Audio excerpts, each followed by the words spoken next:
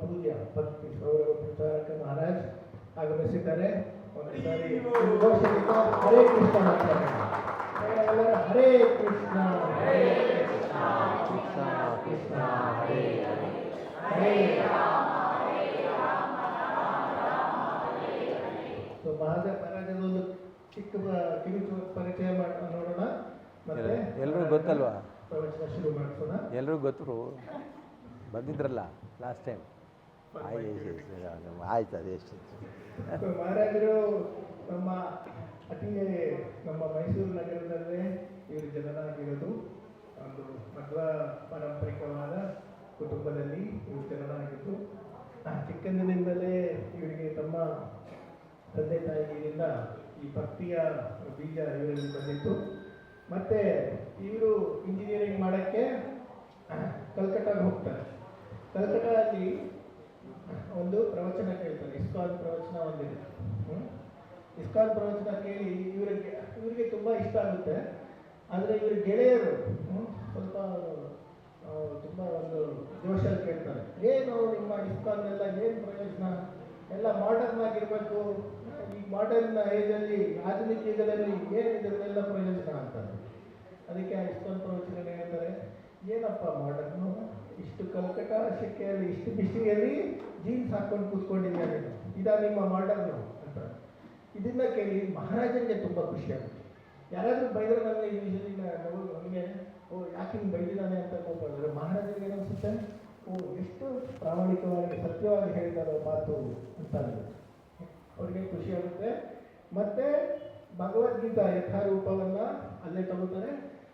4 ದಿನದಲ್ಲಿ ಇವರು ಇಂಜಿನಿಯರಿಂಗ್ ಓದ್ತಾ ಇರಬೇಕಾದ್ರೆ 4 ದಿನದಲ್ಲಿ ಎಲ್ಲ ಭಗವದ್ಗೀತೆಯನ್ನು page by page, word by word, 700 ಶ್ಲೋಕ ಅನುವಾದ ಭಾವಾರ್ಥ ಸಮೇತ ಎಲ್ಲ ಇದು ನಾವು ಎಷ್ಟೋ ಜನ ಭಗವದ್ಗೀತಾ ಯಥಾರೂಪ ತಗೊಂಡಿರ್ತೀವಿ, ಇಟ್ಕೊಂಡಿರೋದು ಯಥಾರೂಪ. ಯಥಾರೂಪ ಭಗವದ್ಗೀತಾ ಯಥಾರೂಪ ಇಟ್ಕೊಂಡ್ರೆ ಆ ಥರ ಆಗಿದೆ.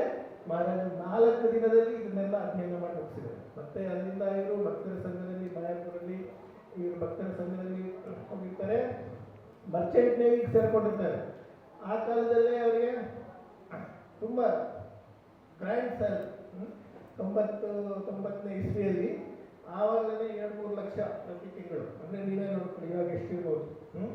ಅದನ್ನು ಅವರು ಬಿಟ್ಟು ಕೃಷ್ಣ ಭಕ್ತಿಯ ಪ್ರಭುಪಾದ ಕೃಷ್ಣ ಭಾವನ ಅಂತ ಸಂಸ್ಥೆಯಲ್ಲಿ ಬಂದು ಸೇರ್ಕೊಂಡಿರ್ತಾರೆ. ಮತ್ತು ಇಲ್ಲಿ ಮುಂಬೈನಲ್ಲಿ ಮೀರಾ ರೋಡ್ ದೇವಸ್ಥಾನ ಅಲ್ಲಿ ಅದನ್ನು ಎಲ್ಲ ಇವರೇ ಸ್ಥಾಪನೆ ಮಾಡಿರ್ತಾರೆ. ಎಲ್ಲ ಒಂದು ಇಟ್ಟಿಗೆಯಿಂದ ಎಲ್ಲ ಇದನ್ನ ಶುರು ಮಾಡಿರ್ತಾರೆ. ಮತ್ತು ಮಹಾರಾಜರು ಅಂದರೆ ಎಲ್ಲ ಭಾಷೆಗಳಲ್ಲಿ ಪ್ರವೀಣರು.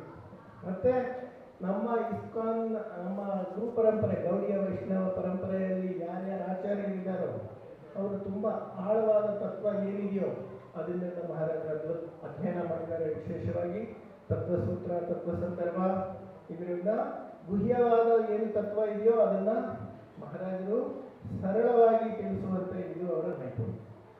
ಹಾಗಾಗಿ ಇವತ್ತು ಮತ್ತೆ ಮಹಾರಾಜರು ಹಿಂದಿನ ತಿಂಗಳು ಬಂದಿದ್ರು, ಇವತ್ತು ಮತ್ತೆ ಬಂದಿರೋದು ನಮ್ಮ ಸೌಭಾಗ್ಯ. ದಯವಿಟ್ಟು ಎಲ್ಲರೂ ಗಮನದಿಂದ ಕೇಳಿ. ಕಲಿಯುಗದಲ್ಲಿ ತುಂಬ ಸರಳವಾದ ಪದ್ಧತಿ, ಭಕ್ತರಿಂದ ವೈಷ್ಣವರಿಂದ ನಾವು ಕೇಳಿಸ್ಕೋಬೇಕಷ್ಟೇ. ಪ್ರಶಾಂತವಾಗಿ ನಿರ್ಮಲವಾದ ಮನಸ್ಸಿನಿಂದ ಶ್ರದ್ಧೆಯಿಂದ ಕೇಳಿಸ್ಕೋಬೇಕು. ನಿಮಗೆ ಈ ಶ್ರವಣದಲ್ಲಿ ನಿಮ್ಮ ಮೊಬೈಲ್ ಫೋನನ್ನು ದಯವಿಟ್ಟು ಒಂದು ಅಡ್ಡಿಯಾಗಿ ಇಟ್ಕೋಬೇಕು. ದಯವಿಟ್ಟು ಮೊಬೈಲ್ ಫೋನ್ ಎಲ್ಲ ತೆಗೀರಿ, ಸೈಲೆಂಟ್ ಮಾಡಿ ಸರಿನಾ? ಸೈಲೆಂಟ್ ಮಾಡೋದು ಗೊತ್ತಿಲ್ಲ ಅಂದರೆ ಕೇಳಿ ಯಾರು, ಸರಿನಾ? ನನಗೆ ಕೇಳಿ, ಇಲ್ಲ ಯಾರು ಅಲ್ಲಿ ಕೇಳಿ ಸೈಲೆಂಟ್ ಮಾಡಿ ದಯವಿಟ್ಟು. ಓಕೆ, ಮತ್ತೆ ಮಹಾರಾಜರು ಒಂದು ಸರ್ ಸ್ವಾಗತ ಮಾಡೋಣ. ಹರೇ ಕೃಷ್ಣ ಹರೇ ಕೃಷ್ಣ ಕೃಷ್ಣ ಕೃಷ್ಣ ಹರೇ ಹರೇ, ಹರೇ ರಾಮ ಹರೇ ರಾಮ ರಾಮ ರಾಮ ಹರೇ ಹರೇ.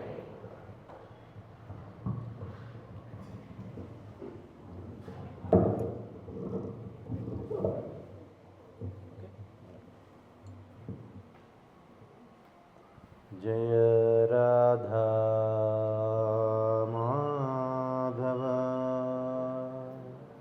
कुंज विहारी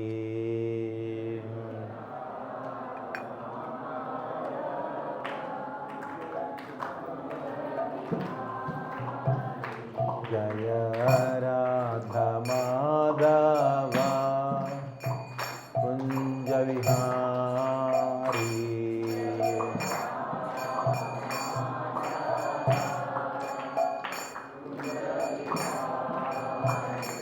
जय गोपी जनवल्लभा गिरिवरधारी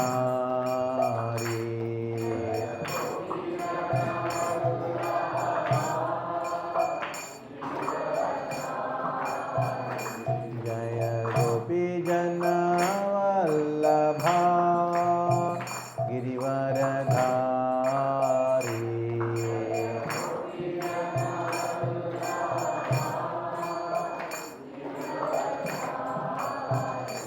जय राधा माधव कुंज विहारी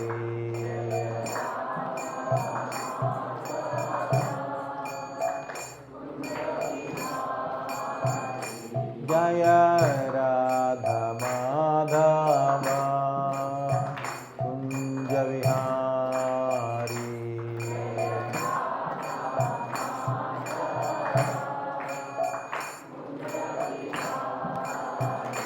जय गोपी जनवल्लभा गिरिवरधारी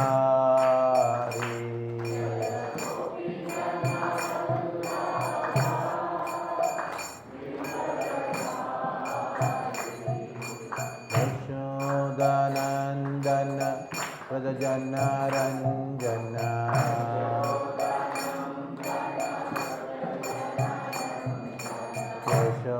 यशोदानन्दन व्रजजनरञ्जन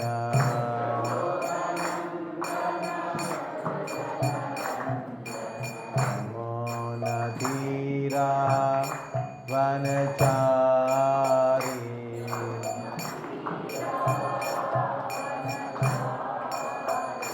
यमुनातीरा वनचारी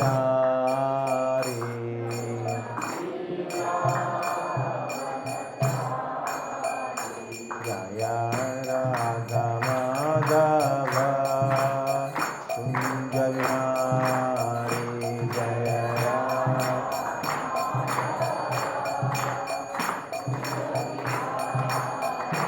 जय राधा माधव कुंज विहारी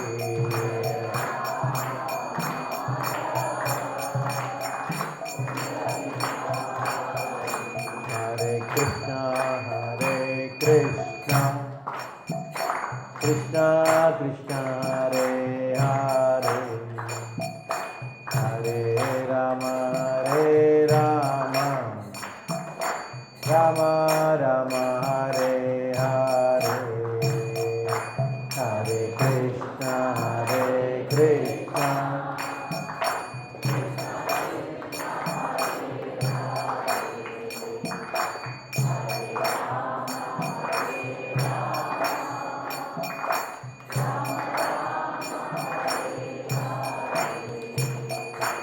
कृष्णा हरे Krishna Krishna Krishna Hare Hare Hare Ram Ram Ram Hare Hare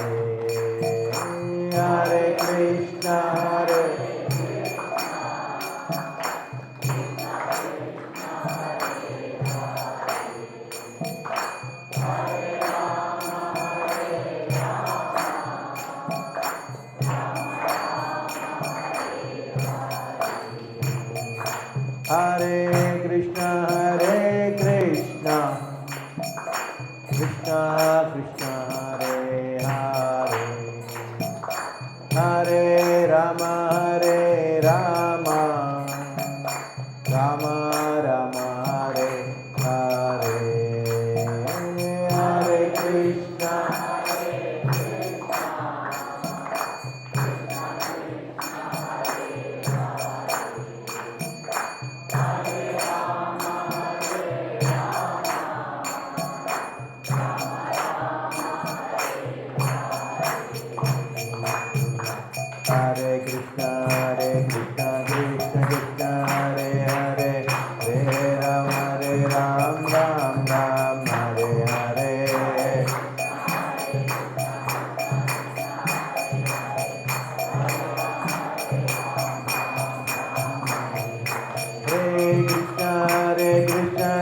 Krishna Krishna Hare Hare Hare Ram Ram Ram Hare Hare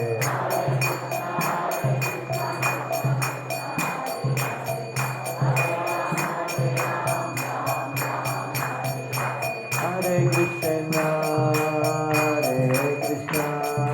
Krishna Krishna, Hare Hare, Hare Rama, Rama Rama, Hare Hare, Hare Krishna.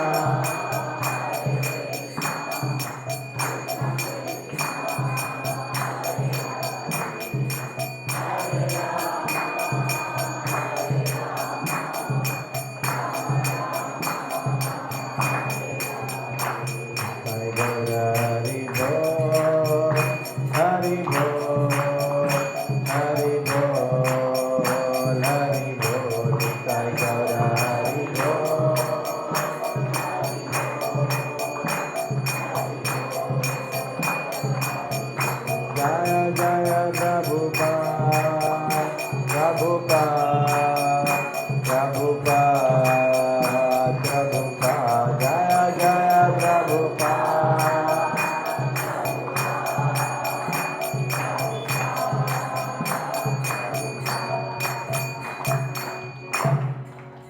Jala Prabhupada ki jai. ज्ञानविरन्दस्य ज्ञानाञ्जनशलाकया चक्षुरोन्मिलितं येन तस्मै श्रीगुरवे नमः। श्रीचैतन्यमनोभीष्टं स्थापितं येन भूतले स्वयं रूपकदा मह्यं ददाति स्वापदान्तिकं वन्देऽहं श्रीगुरो श्रीयुतापदकमलं श्रीगुरन्वैष्णवंश्च श्रीरूपं साग्रजातं सहगणा रघुनाथान्वितं तं सजीवं साद्वैतं सावधूतं परिजनसहितं कृष्णचैतन्यदेवं श्रीराधाकृष्णपादान् सहगणा ललिता श्रीविशाखान्वितांश्च नमो विष्णुपादाय कृष्णप्रेष्ठाय भूतले श्रीमते भक्तिवेदान्त स्वामिनिति नामिने नमस्ते सारस्वते देवे परवाणि प्रचारिणे निर्विशेषशून्यवादी पाश्चात्यदेशतारिणे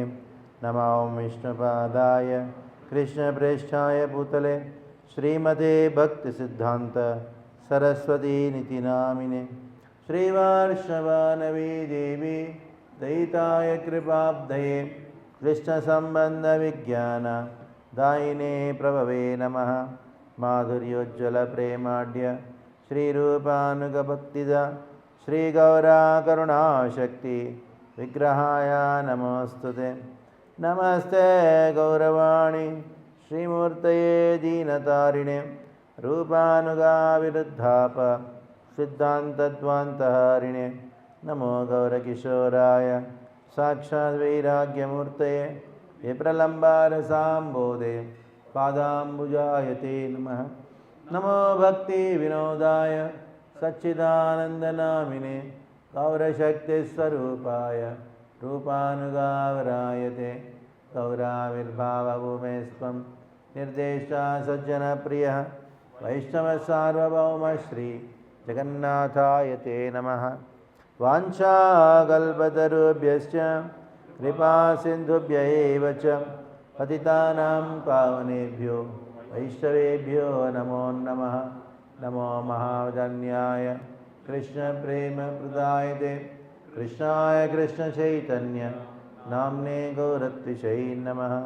पंचतत्त्वात्मकं कृष्णं भक्तरूपस्वरूपकं भक्तावतारं भक्ताख्यं नमामि भक्तशक्तिकं।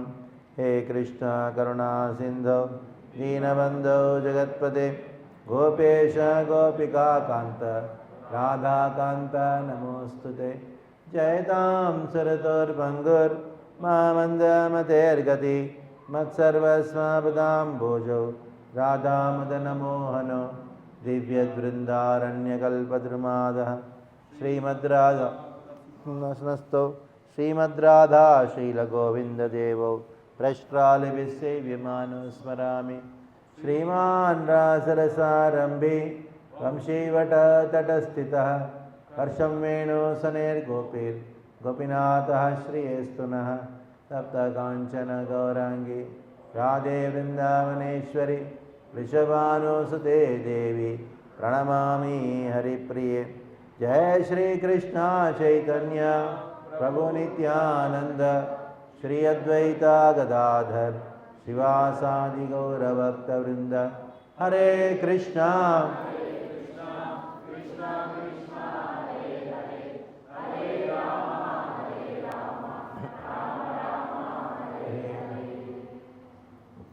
हरे कृष्ण. ನಾಳೆ ಒಂದು ಅದ್ಭುತವಾದ ಒಂದು ಉತ್ಸವ. ಆ ಉತ್ಸವದ ಇವತ್ತು ಆದಿವಾಸ. ಆ ಉತ್ಸವದ ಹೆಸರೇನು ಗೊತ್ತಾ? ಸ್ನಾನಯಾತ್ರಾ, ಸ್ನಾನ ಪೂರ್ಣಿಮಾ. ನಾಳೆ ಹುಣ್ಣಿಮೆ, ಸ್ನಾನ ಪೂರ್ಣಿಮಾ ಅಂತಾರೆ. ಈ ಒಂದು ಹಬ್ಬದ ವಿಶೇಷತೆ ಏನು, ಅದರ ಬಗ್ಗೆ ನಾವು ಇವತ್ತು ತಿಳ್ಕೊಳ್ಳೋಕ್ಕೆ ಪ್ರಯತ್ನ ಮಾಡೋಣ.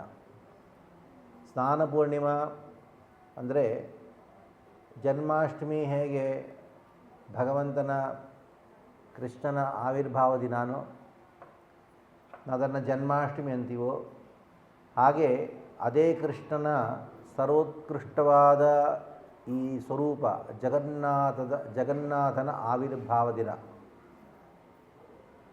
ಈ ಜಗನ್ನಾಥನ ಆವಿರ್ಭಾವ ದಿನ ನಾಳೆ, ಅಂದರೆ ಪೂರ್ಣಿಮಾ, ಜ್ಯೇಷ್ಠ ಪೂರ್ಣಿಮಾ, ಜ್ಯೇಷ್ಠ ಮಾಸದ ಹುಣ್ಣಿಮೆ.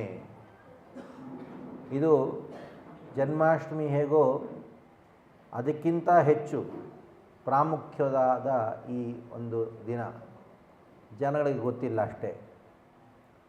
ಯಾರಿಗೆ ಗೊತ್ತು? ಕೇವಲ ಭಕ್ತರಿಗೆ ಮಾತ್ರನೇ ಗೊತ್ತು. ಜಗನ್ನಾಥನ ಹುಟ್ಟಿದಬ್ಬ. ಜಗನ್ನಾಥ ವಿಗ್ರಹ ಅಲ್ವಾ? ವಿಗ್ರಹ ಹುಟ್ಟಿದಬ್ಬ ಹೇಗಾಗತ್ತಪ್ಪ ಅಂದರೆ ಆಗತ್ತೆ. ಯಾವತ್ತು ಯಾವ ದಿನ ಭಗವಂತ ಆ ರೂಪವನ್ನು ಧರಿಸಿ ಈ ಪ್ರಪಂಚದಲ್ಲಿ ಪ್ರತಿಷ್ಠವಾದನೋ ಆ ಪ್ರತಿಷ್ಠಾಪನೆ ದಿವನನ್ನು ನಾವು ಹುಟ್ಟುತ್ತಬ್ಬಾನೆ ಅಂತೀವಿ. ಈ ವಿಗ್ರಹ ಮಹಿಮೆಯನ್ನು ನಾವು ತಿಳ್ಕೋಬೇಕು. ವಿಗ್ರಹ ಅಂದ್ರೇನು? ಶ್ರೀ ವಿಗ್ರಹ ಅನ್ನಬೇಕು, ಇದನ್ನು ಮೂರ್ತಿ ಅನ್ನಬಾರ್ದು. ಕೆಲವರು ಅಂತಾರೆ, ಓ ಆಪ್ಕೆ ಇಸ್ಕಾನ್ ಕೆ ಮಂದಿರೋ ಮೇ ಮೂರ್ತಿಯಾ ಬಹುತ್ ಸುಂದರ ಹೇ ಅಂತಾರೆ. ಮೂರ್ತಿ ಅಲ್ಲ ಅದು, ಅದು ಶ್ರೀ ವಿಗ್ರಹ. ಸಾಕ್ಷಾತ್ ಕೃಷ್ಣನ ಅವತಾರ, ಅರ್ಚಾವತಾರ. ಅರ್ಚ ವಿಗ್ರಹ, ಶ್ರೀ ವಿಗ್ರಹ, ಅರ್ಚಾವತಾರ. ಆ ಹೆಸರುಗಳಲ್ಲಿ ನಾವು ಕರಿಬೇಕು. ನಮ್ಮ ವಿಗ್ರಹ ಅಂತ ಕರಿಬೇಕು. ಇವಾಗ ಆ ಭಗವಂತ ಸ್ವಯಂವಾಗಿ ವಿಗ್ರಹ ರೂಪದಲ್ಲಿ ಪ್ರತ್ಯಕ್ಷವಾಗ್ತಾನಲ್ಲ, ಅದು ಹಿಂದೆ ಕಾರಣವನ್ನು ನಾವು ತಿಳ್ಕೋಬೇಕು. ಯಾಕೆಂದರೆ ಕೃಷ್ಣ ಭಗವದ್ಗೀತೆಯಲ್ಲಿ ಏನಂದ? ಮಮೈವಾಂಶೋ ಜೀವಲೋಕೆ ಜೀವಭೂತ ಸನಾತನಃ ಮನಃಷ್ಟಾನೇಂದ್ರಿಯಾಣಿ ಪ್ರಕೃತಿಸ್ಥಾನಿ ಕರ್ಷತಿ ಅಂದ. ಅಂದರೆ ನಾವೆಲ್ಲರೂ ಯಾರು? ಕೃಷ್ಣನ ಅಂಶಗಳು. ಕೃಷ್ಣ ಅಂಶಿ, ನಾವು ಅವನ ಅಂಶ. ಕೃಷ್ಣನ ಅಂಶ ಆದ್ದರಿಂದ ನಾವು ಏನು ಮಾಡಬೇಕು? ಕೃಷ್ಣನ ಸೇವೆ ಮಾಡಬೇಕು. ಅಂಶಿಯನ್ನು ಸೇವೆ ಮಾಡಬೇಕು. ನಮ್ಮ ಸ್ವರೂಪ ಏನು ಅಂದರೆ ಜೀವೇರ ಸ್ವರೂಪ ಹೋಯ್ ಕೃಷ್ಣೇರ ನಿತ್ಯ ದಾಸ್. ನಾವು ಕೃಷ್ಣನ ದಾಸಿ. ಅದನ್ನು ನಾವು ಮರ್ತೋಗ್ಬಿಟ್ಟಿದ್ವಿ. ಅದಕ್ಕೆ ನಾವು ನಾನಾ ಪ್ರಕಾರವಾದ ದುಃಖಗಳನ್ನ ಅನುಭವಿಸ್ತಿದ್ವಿ. ಅದಕ್ಕೆ ನಮ್ಮ ಆಚಾರ್ಯರು ಹೇಳ್ತಾರೆ, ಭಕ್ತಿವಿನೋದ್ ಠಾಕೂರ್ನವ್ರು ಹೇಳ್ತಾರೆ, ಜೀವೇರ್ ಸ್ವರೂಪೋಯ್ ಕೃಷ್ಣೇರ್ ನಿತ್ಯದಾಸ್ ಯೈ ವಿಶ್ವಾಸ ಕೊರ್ಲೇನೋ ಅವ್ರ ದುಃಖ ನಾಯಿ. ಇದರ ಮೇಲೆ ವಿಶ್ವಾಸ ಇದ್ದರೆ ಸಾಕಂತೆ. ವಿಶ್ವಾಸದಿಂದನೇ ನಮಗೆ ದುಃಖಗಳಿಲ್ಲದೆ ಹೋದರೆ, ಆ ವಿಶ್ವಾಸ ಯಾವ್ದ್ರ ಮೇಲಿದೆಯೋ ಅದರ ಪ್ರಕಾರ ನಮ್ಮ ಜೀವನ ನಡೆಸ್ಕೊಂಡ್ರೆ ನಮಗೆ ಎಷ್ಟು ಪ್ರಯೋಜನ ಸಿಗುತ್ತೆ ನೋಡಿ. ಅದಕ್ಕೆ ವಿಶ್ವಾಸ ಇಟ್ಕೋಬೇಕು. ಯಾವುದ್ರ ಮೇಲೆ? ಜೀವೇರ ಸ್ವರೂಪೋಯ್ ಕೃಷ್ಣೇರ್ ನಿತ್ಯದಾಸ್. ನಿಮ್ಮನ್ನು ಯಾರನ್ನೋ ಕೇಳ್ತಾರೆ, ನೀವು ಯಾರು ಅಂದರೆ ಇಂಜಿನಿಯರ್ ಅಂತ, ಡಾಕ್ಟ್ರ್ ಅಂತೀವಿ. ಇದೆಲ್ಲ ನಮ್ಮ ಅಜ್ಞಾನದ ವರ್ಣಗಳು ಮಾತ್ರ. ನಾವು ಅಜ್ಞಾನವನ್ನು ನಾವು ವರ್ಣಿಸ್ತಿದ್ವಿ. ಹೇಗೆ ವರ್ಣನೆ ಮಾಡ್ತಿದ್ವಿ ನಾವು? ನೀನು ಯಾರು ಆ ಇಂಜಿನಿಯರು ಅಂದ್ರೇನು? ನನ್ನ ಅಜ್ಞಾನವನ್ನು ನಾನು ಇನ್ನೊಬ್ಬರಿಗೆ ತಿಳಿಸ್ತಿದ್ದೀನಿ. ನಾವು ಇಂಜಿನಿಯರು ಅಲ್ಲ, ಡಾಕ್ಟ್ರು ಅಲ್ಲ, ನಾನು ಬ್ರಾಹ್ಮಣನೂ ಅಲ್ಲ, ನಾನು ಸನ್ಯಾಸಿನೂ ಅಲ್ಲ. ಯಾಕೆ? ನೀನು ಬ್ರಾಹ್ಮಣ ಆದರೆ ಬರೋ ಜನ್ಮದಲ್ಲಿ ಬ್ರಾಹ್ಮಣ ಆಗ್ತೀಯಾ? ಗ್ಯಾರಂಟಿನಾ? ಇಲ್ಲ, ನಾಯಿ ಆಗ್ಬೋದು. ಯಾರೋ ನಿನ್ನ ನಾಯಿನ ಕೇಳಿದ್, ಏನೋ ಅಂದರೆ ನಾನು ನಾಯಿ ಅಂತೆ. ಏಯ್ ನಾಯಿ ಅಂತ ಹೇಳಿದ್ರೆ ನಾನು ಡಾಗ್ ಅಂತ ಹೇಳು. ನಾಯಿನ ನಾಯಿ ಅಂದರೆ ಕೋಪ ಬರ್ತಂತೆ ನಾಯಿಗೆ. ಏನು ಹೇಳಬೇಕಂತೆ? ಡಾಗ್ ಅನ್ಬೇಕಂತೆ. ಡಾಗ್ ಅಂದರೆ ನನ್ನ ಡಾಗ್, ನನ್ನ ನಾಯಿ ಅಲ್ಲ ನೋಡು.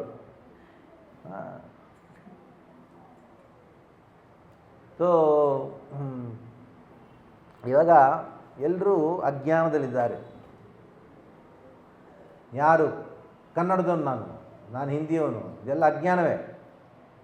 ನಾವು ಎಲ್ಲರೂ ಯಾರು? ಕೃಷ್ಣನ ದಾಸದಾಸಿಗಳು ಮಾತ್ರನೇ. ಈ ಮಾತನ್ನು ನಾವು ಯಾವಾಗ ಮರಿತೀವೋ ಆವಾಗ ನಮ್ಮ ದುಃಖ ಪ್ರಾರಂಭವಾಗತ್ತೆ. ನಿಮ್ಮ ಜೀವನದಲ್ಲಿ ದುಃಖ ಇದ್ದರೆ ಅದಕ್ಕೆ ಜವಾಬ್ದಾರಿ ಯಾರೂ ಅಲ್ಲ, ನೀನೇ ಅದಕ್ಕೆ ಜವಾಬ್ದಾರಿ. ನಿನ್ನ ದುಃಖಕ್ಕೆ ನೀನೇ ಜವಾಬ್ದಾರಿ. ಯಾಕೆ? ನೀನು ಮರ್ತು ಹೋಗ್ತೀವಿ. ಕೃಷ್ಣನ ಸೇವೆ ಮಾಡಿದ್ವಲ್ಲ, ಅದಕ್ಕೆ ನಿನಗೆ ದುಃಖ. ಹೇಗೆ? ನೀನು ಡಾಕ್ಟ್ರ್ ಹತ್ರ ಹೋಗಿದ್ದೀರಾ, ಔಷಧಿ ಕೊಡ್ತಾನೆ, ನೀವು ತೊಗೊಳ್ಳಿಲ್ಲ, ಹೇಳಿದ ಮಾತು ಕೇಳಿಲ್ಲ, ನಮ್ಮ ಆರೋಗ್ಯ ಇನ್ನೂ ಹಾಳಾಯಿತು. ಅದಕ್ಕೆ ಯಾರು ಜವಾಬ್ದಾರಿ? ಡಾಕ್ಟರ್ ಜವಾಬ್ದಾರಿನ? ನಾನೇ ಜವಾಬ್ದಾರಿ. ನನ್ನ ರೋಗಕ್ಕೆ ನಾನೇ ಜವಾಬ್ದಾರಿ. ಯಾಕೆ? ಡಾಕ್ಟ್ರ್ ಹೇಳಿದ ಮಾತು ಕೇಳಿದ್ವಲ್ಲ. ಅದೇ ಶಾಸ್ತ್ರ ಹೇಳಿದ ಮಾತನ್ನು ಕೇಳದೆ ಹೋದರೆ ನಮಗೆ ದುಃಖ ಪ್ರಾರಂಭ ಆಗುತ್ತೆ. ಹೇಳಿ ಶಾಸ್ತ್ರ ಏನಂತೆ? ಜೀವೇ ಸ್ವರೂಪವೇ ಕೃಷ್ಣ ನಿತ್ಯದಾಸು. ನಾವು ಕೃಷ್ಣನ ಸೇವೆ ಮಾಡ್ದೇನೆ ದುಃಖವನ್ನು ಅನುಭವಿಸ್ತಿದ್ವಿ.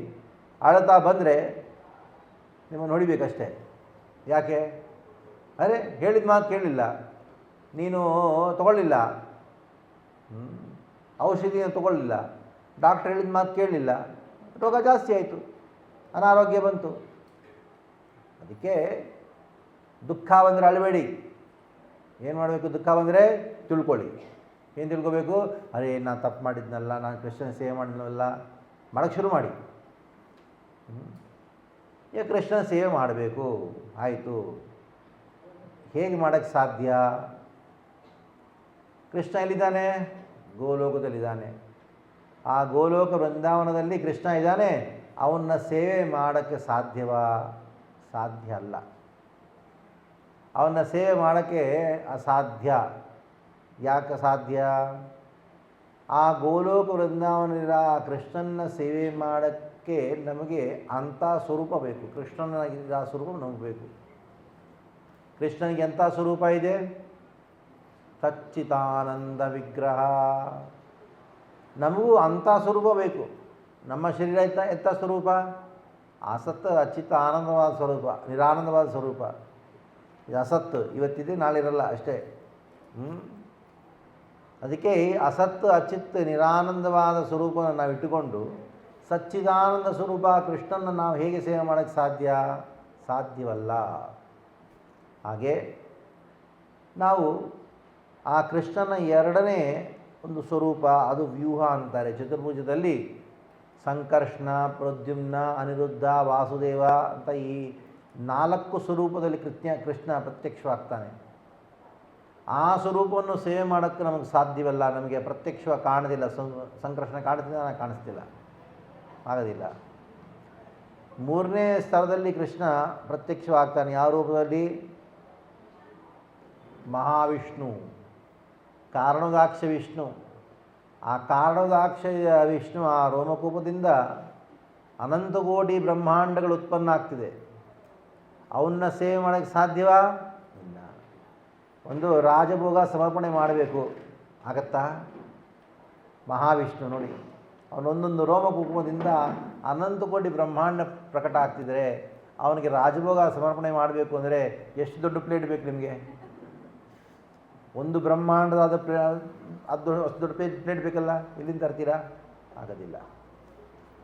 ಅದೇ ಕೃಷ್ಣ 4ನೇ ಸ್ತರದಲ್ಲಿ ಹೇಗಿದ್ದಾನೆ? ಎಲ್ಲ ಸರ್ವವ್ಯಾಪಿಯಾಗಿದ್ದಾನೆ. ಸರ್ವವ್ಯಾಪಿಯಾಗಿದ್ದಾನೆ ಅಂದರೆ ಅಂತರ್ಯಾಮಿ ಆಗಿದ್ದಾನೆ.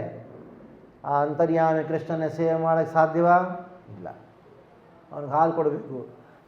ಕೃಷ್ಣನಿಗೆ ಹಾಲು ಕುಡಿಸ್ಬೇಕಂದ್ರೆ ಹೇಗೆ ಕುಡಿಸ್ತೀರಾ? ಆ ಹಾಲನ್ನು ಲೋಟದಲ್ಲಿ ಇಟ್ಕೊಂಡು ಹಾಲು ಕುಡಿ, ಹಾಲು ಕುಡಿ, ಎಲ್ಲಿದೆ ಕೃಷ್ಣ? ಎಲ್ಲ ಕಡೆಯಿಂದ ಎಲ್ಲ ಕಡೆ ಇದ್ದಾನೆ, ಎಲ್ಲಿ ಕಾಣಿಸ್ತಿಲ್ವಲ್ಲ? ಅಸಾಧ್ಯ. ನಮ್ಮ ಸೇವೆಯನ್ನು ಸ್ವೀಕಾರ ಮಾಡೋಕ್ಕೆ ಕೃಷ್ಣ ಒಂದು ವಿಶೇಷವಾದ ಅವತಾರ ಎತ್ತಾನೆ. ಅದನ್ನು ಅರ್ಚಾವತಾರ ಅಂತಾರೆ. ಆ ಅರ್ಚಾವತಾರದಲ್ಲಿ ಪ್ರತ್ಯಕ್ಷ ಆಗ್ತಾನೆ ಕೃಷ್ಣ. ಯಾಕೆ? ಯಾವ ಪ್ರಯೋಜನದಿಂದ? ನಮಗೆ ಸೇವೆಯನ್ನು ಪ್ರಸಾದ ಕೊಡೋಕ್ಕೆ. ಆ ಸೇವೆಯನ್ನು ನಮಗೆ ಸೇವೆಗೆ ಅವಕಾಶ ಕೊಡೋಕ್ಕೆ ಕೃಷ್ಣ ಒಂದು ಅರ್ಚವಿಕ ರೂಪದಲ್ಲಿ ಪ್ರತ್ಯಕ್ಷ ಆಗ್ತಾನೆ. ಅದಕ್ಕೆ ಅದನ್ನು ಅರ್ಚಾವತಾರ ಅಂತಾರೆ, ಆ ವಿಗ್ರಹ ಅಂತಾರೆ. ಅರ್ಚಾವತಾರ ಅಂದ್ರೇನು? 5000 ವರ್ಷದ ಕೆಳಗೆ ಕೃಷ್ಣ ಅವತರಿಸಿ ಯಶೋದಾಗೆ ಎಂಥ ಭಾಗ್ಯವನ್ನು ಕೊಟ್ಟನೋ ಅದೇ ಭಾಗ್ಯವನ್ನು ನಾವು ಪಡಿಬೋದು. ಹೇಗೆ ಪಡಿಬೋದು? ಅರ್ಚ ವಿಗ್ರಹನ ಸೇವೆ ಮಾಡಿ ಪಡಿಬೋದು. ಯಶೋಧ ಕೃಷ್ಣನಿಗೆ ಹಾಲು ಕುಡಿಸಿದ್ಲು, ಏನು ಭಾಗ್ಯ ನೋಡಿ! ಜಗದೋದ್ಧಾರದ ಕೃಷ್ಣ ಅವನ್ನ ಆಡಿಸಿದ ಯಶೋದೆ. ಆ ಯಶೋದೆ ಕೃಷ್ಣನಿಗೆ ಹಾಲು ಕುಡಿಸಿದ್ಲು. ಒಂದು ಕ್ಷಣ ಆಲಸ್ಯವಾದರೆ, ಲೇಟ್ ಆದರೆ ಏನಾಯಿತು? ಕೃಷ್ಣ ಆಳ್ತಾನೆ. ಆ ಕೃಷ್ಣನಿಗೆ ಹಾಲು ಕುಡಿಸೋ ಆ ಭಾಗ್ಯ ಯಶೋಧಾಗೆ ಸಿಕ್ತಲ್ಲ, ಅದೇ ಭಾಗ್ಯ ನಮಗೂ ಸಿಕ್ಕಿದೆ. ಹೇಗೆ ಸಿಕ್ಕಿದೆ? ಆ ಭಗವಂತ ಕೃಷ್ಣ ಅರ್ಚವಿಕ ರೂಪದಲ್ಲಿ ಅವತರಿಸಿದಾಗ ಸಿಕ್ಕಿದೆ. ಅದಕ್ಕೆ ಭಗವಂತನ ಕೃಷ್ಣನ ಎಷ್ಟೋ ರೂಪಗಳಿದೆ. ಎಷ್ಟೋ ರೂಪಗಳಿದ್ರೂ ಆ ಅರ್ಚ ವಿಗ್ರಹ ರೂಪ ಇದೆಯಲ್ಲ, ಅದು ಅತ್ಯಂತವಾದ ದಯಾ ಸ್ವರೂಪವಾದ ವಿಗ್ರಹ. ಅತ್ಯಂತ ಕರುಣೆಯಿಂದ ಕೃಷ್ಣ ನಮ್ಮ ಮುಂದೆ ಅರ್ಚವಿಗ್ರಹ ರೂಪದಲ್ಲಿ ಪ್ರತ್ಯಕ್ಷ ಆಗ್ಯಾನ. ಕೃಷ್ಣನಿಗೂ ಅರ್ಚವಿಗರಿಗೂ ಎಂಥ ವ್ಯತ್ಯಾಸನೂ ಇಲ್ಲ, ಸಾಕ್ಷಾತ್ ಕೃಷ್ಣ. ಇವಾಗ ನೀವು ಯಾವುದೋ ನೋಡ್ತೀರಾ, ಏನಪ್ಪ ಅಂದರೆ ಇದು ಕೃಷ್ಣನ ಫೋಟೋ ಅಂತೀರಾ. ಅದು ಕೃಷ್ಣನ ಫೋಟೋ ಅಲ್ಲ, ಕೃಷ್ಣನೇ. ಹಾಗೆ ಕೆಲವಂತೀರಾ ಇದು ಕೃಷ್ಣನ ಮೂರ್ತಿ ಅಂತಾರೆ. ಕೃಷ್ಣನ ಮೂರ್ತಿ ಅಲ್ಲ, ಅದು ಕೃಷ್ಣನೇ. ತುಮಿ ಪ್ರತಿಮಾನೇ ಸಾಕ್ಷಾತ್ ವ್ರಜೇಂದ್ರನಂದನ್. ನಮ್ಗೆ ಅಂಥ ಕಣ್ಣು ಬೇಕಷ್ಟೇ, ಆ ಕೃಷ್ಣನ ನೋಡೋ ಕಣ್ಣು ಬೇಕಷ್ಟೇ. ಆ ಕಣ್ಣು ನಮಗಿಲ್ಲ ಅಷ್ಟೇ. ಆ ಕೃಷ್ಣನ ಕೆಲವರು ಅಂತಾರೆ, ನೀವು ಇವಾಗ ಅಂದ್ರಪ್ಪ ಕೃಷ್ಣನ ರೂಪ ಸಚ್ಚಿದಾನಂದ ಸ್ವರೂಪ ಅಂದ್ರಲ್ಲಪ್ಪ.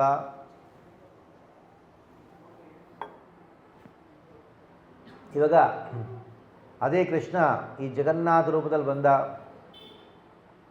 ದಾರುಬ್ರಹ್ಮ ರೂಪದಲ್ಲಿ ಬಂದ. ಅದು ಒಂದು ಭೌತಿಕ ರೂಪ ಅಲ್ವಾ? ನೀವು ಒಂದು ಕಡೆ ಕೃಷ್ಣ ಸಚ್ಚಿದಾನಂದ ವಿಗ್ರಹ ಅಂತೀರಾ, ಆಧ್ಯಾತ್ಮಿಕ ರೂಪ ಅಂತೀರಾ, ಆ ಕೃಷ್ಣನಿಗೆ ಭೌತಿಕ ರೂಪ ಇಲ್ಲ ಅಂತೀರಾ. ಈ ವಿಗ್ರಹಗಳು ಅದು ಭೌತಿಕ ರೂಪ ಅಲ್ವಾ? ಕಲ್ಲಿಂದಲೇ ಮಾಡಿದ್ದಲ್ಲಪ್ಪ. ಜಗನ್ನಾಥ ಯಾವ ತತ್ವದಿಂದ ಮಾಡಿದ್ದು? ವುಡ್, ಮರದಿಂದಲ್ವಾ? ಮರ ಭೌತಿಕ ಅಲ್ವಾ?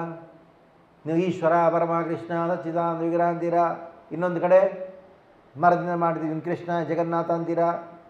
ಹೇಗೆ ಅರ್ಥ ಮಾಡ್ಕೋಬೇಕು ಅಂದರೆ ಅರ್ಥ ಮಾಡ್ಕೋಬೋದು. ಹೇಗೆ? ಕೃಷ್ಣನಿಗೆ ಭೌತಿಕ ರೂಪ ಇದೆಯಾ? ಇಲ್ಲ.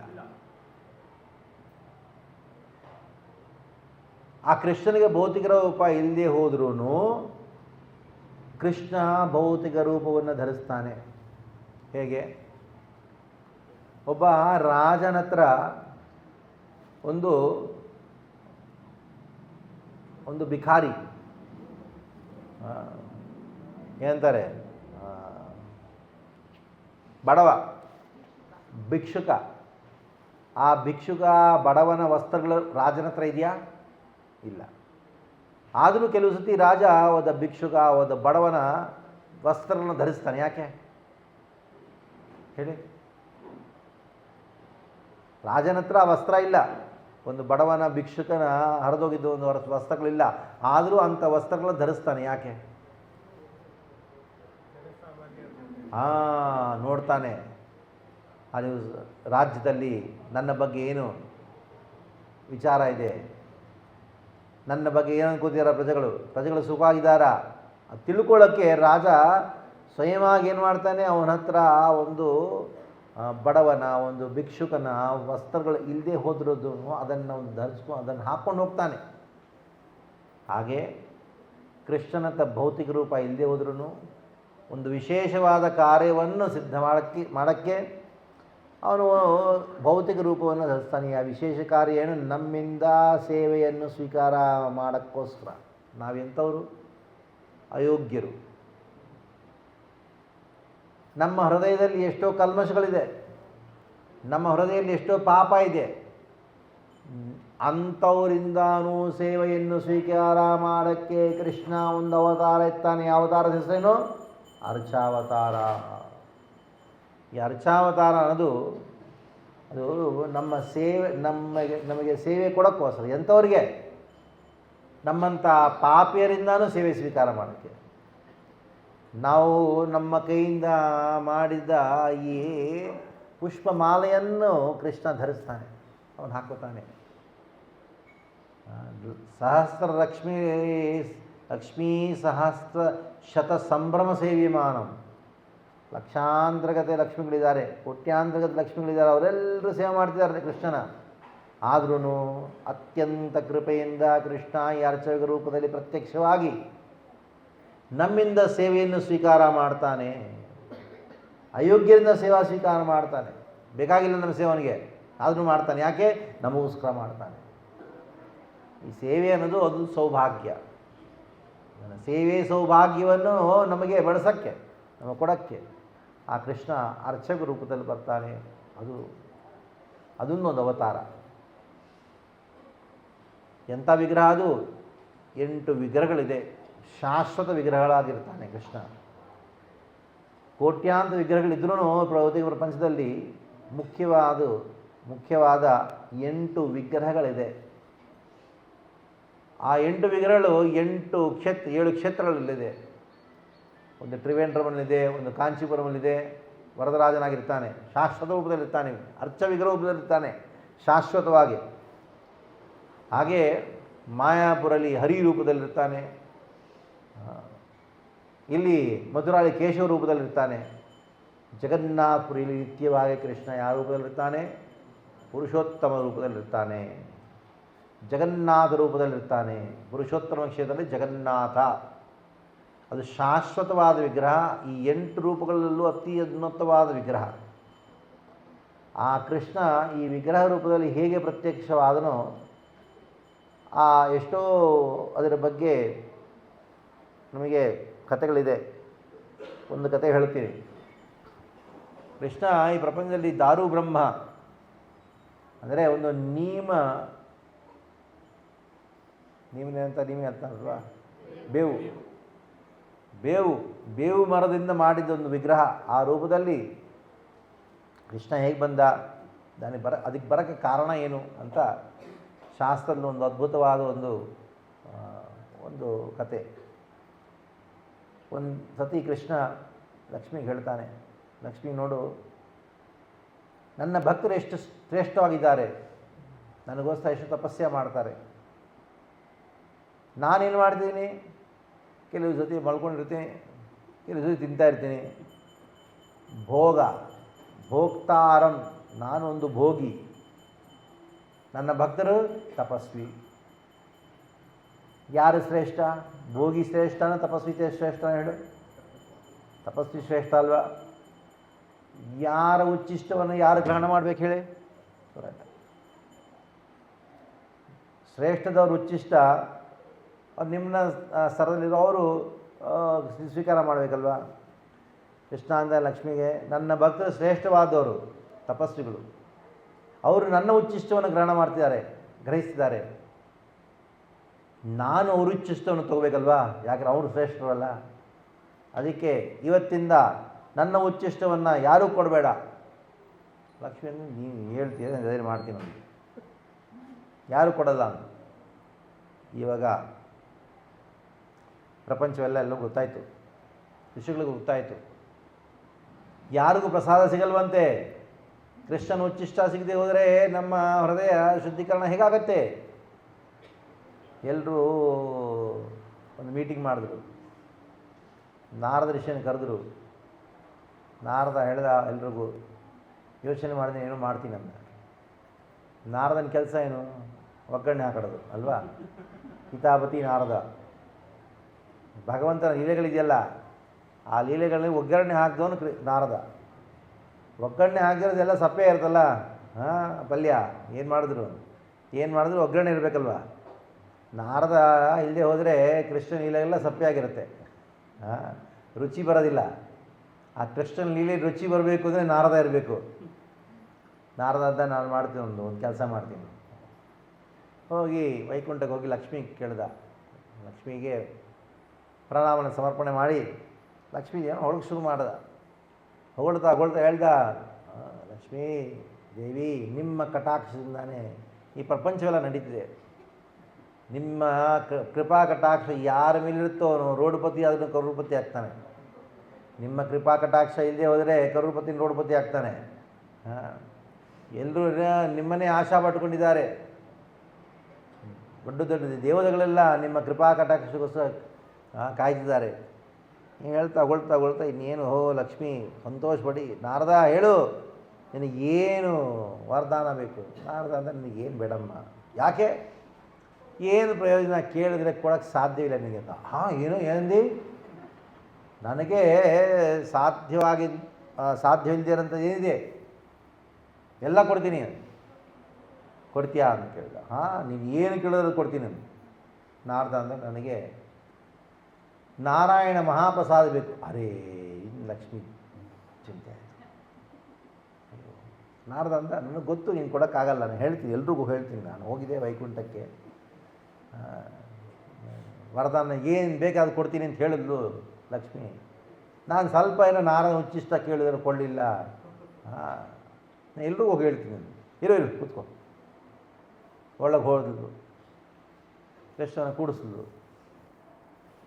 ಕೂಡಿಸಿ ಬಡಿಸಿದ್ದಾಳೆ. ಪಲ್ಯ, ಅನ್ನ, ಸಾಂಬಾರು ಎಲ್ಲ ಬಡಿಸ್ತಾ ಶುರು ಮಾಡಿದ್ವಿ. ಏನು ಮಾತಾಡ್ತಾನಿಲ್ಲ, ಬಡಿಸ್ತಾಳೆ, ಹಂಗೆ ಮೂತಿ ಆಗಿತ್ಕೊಂಡಿದ್ದಾಳೆ, ಮಾತಾಡ್ತಿಲ್ಲ. ನಾರಾಯಣ ಕೇಳ್ತಾನೆ, ಕೃಷ್ಣ ಕೇಳ್ತಾನೆ, ಲಕ್ಷ್ಮಿ ಏನಾಯಿತು? ಹೇಳೇ ಏನು ಸಮಾಚಾರ ಹೇಳು. ಅಷ್ಟು ಏನು ಮಾತಾಡ್ತಿಲ್ವಲ್ಲ, ತಿನ್ನಿ, ನಿನಗೆ ನಿನ್ನ ಕೆಲಸ ನಿನ್ನ ಕೆಲಸ ನೀನು ಮಾಡಿ, ನನ್ನ ಕೆಲಸ ನಾ ಮಾಡ್ತೀನಿ. ಅದು ಒಂದು ಮುದ್ದೆ ಇದೆ ಬಾಯಲ್ಲಿ ಇಟ್ಕೊಂಡಿದ್ದಾನೆ, ಆಗಿತ್ತದೆ, ಒಳಗೆ ಹೋಗ್ತಾನೆ ಇಲ್ಲ. ಹಾಂ, ಹೆಂಡತಿ ಕೋಪ ಬಂದರೆ ತಿನ್ನೋಕ್ಕಾಗತ್ತಾ? ಹಾಂ, ಗಂಟಿಂದ ಒಳಗೆ ಇಲ್ಲದೇ ಇಲ್ವಲ್ಲ. 10 ಸತಿ ಕೇಳ್ತಾನೆ, ಏನು ಹೇಳು, ನೀನು ಏನು ಬೇಜಾರು ಪಟ್ಕೋಬೇಡ, ನೀನು ಏನು ಬೇಕಾದ್ರೂ ಕೊಡ್ತೀನಿ ಹೇಳು. ಅದಾದ್ರೆ ಏನು ಪ್ರಯೋಜನ ದಾಂಪತ್ಯ ಜೀವನಕ್ಕೆ? ಮನೆಗೆ ಭಿಕ್ಷುಕರು ಬರ್ತಾರೆ, ಅವ್ರಿಗೆ ಭಿಕ್ಷೆ ಕೊಡೋಕ್ಕೂ ನಮಗೆ ಸಾಮರ್ಥ್ಯ ಇಲ್ವಲ್ಲ.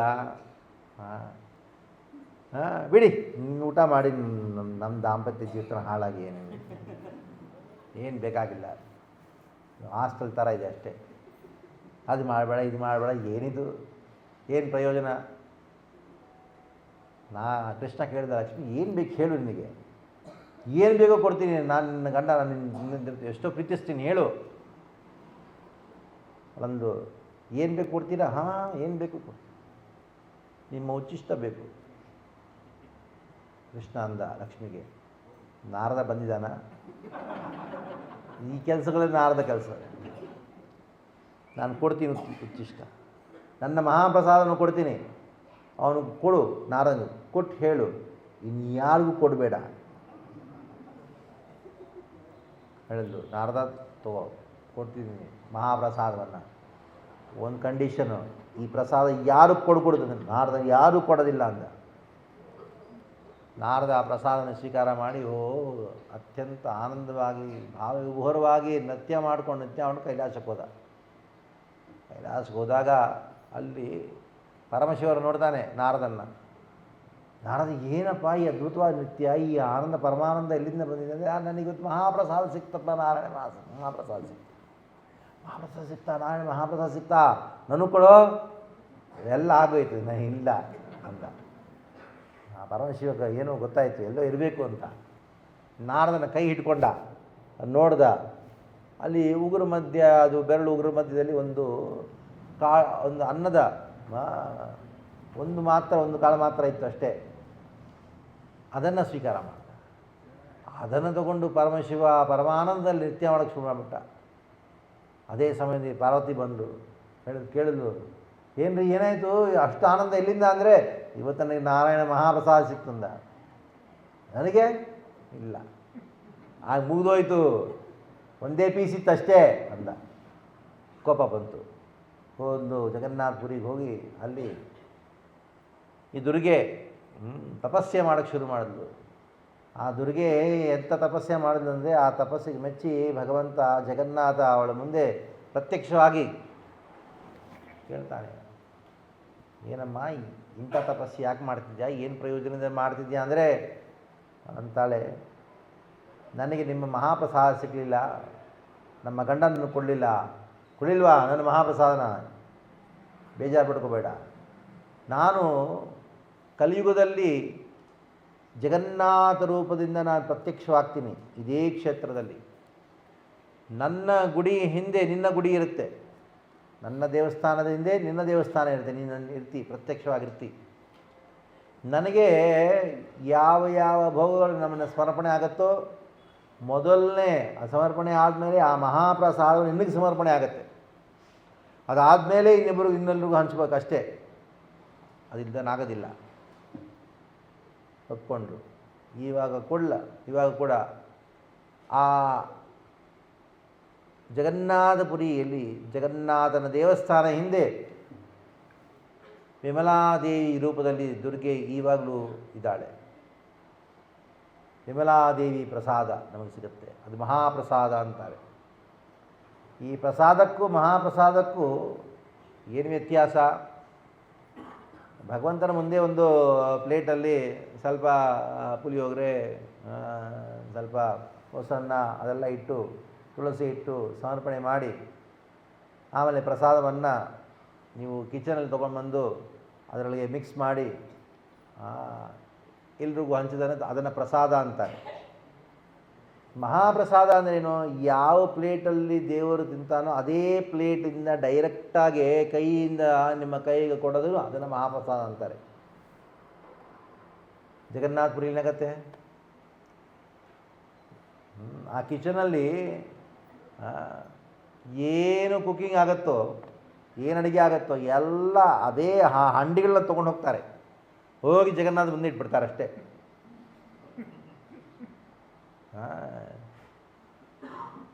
ದೊಡ್ಡ ದೊಡ್ಡ ಹಂಡಿಗಳು ಕುಕ್ ಮಾಡಿ ಚಿಕ್ಕ ಪ್ಲೇಟ್ ಇರ್ತದಲ್ಲ, ಎಲ್ಲ ಬಡ ಭೋಗ ಅಷ್ಟೇ, ಎಲ್ಲ ಇಡಬೇಕು ಅಷ್ಟೇ ಅವ್ರ ಮುಂದೆ.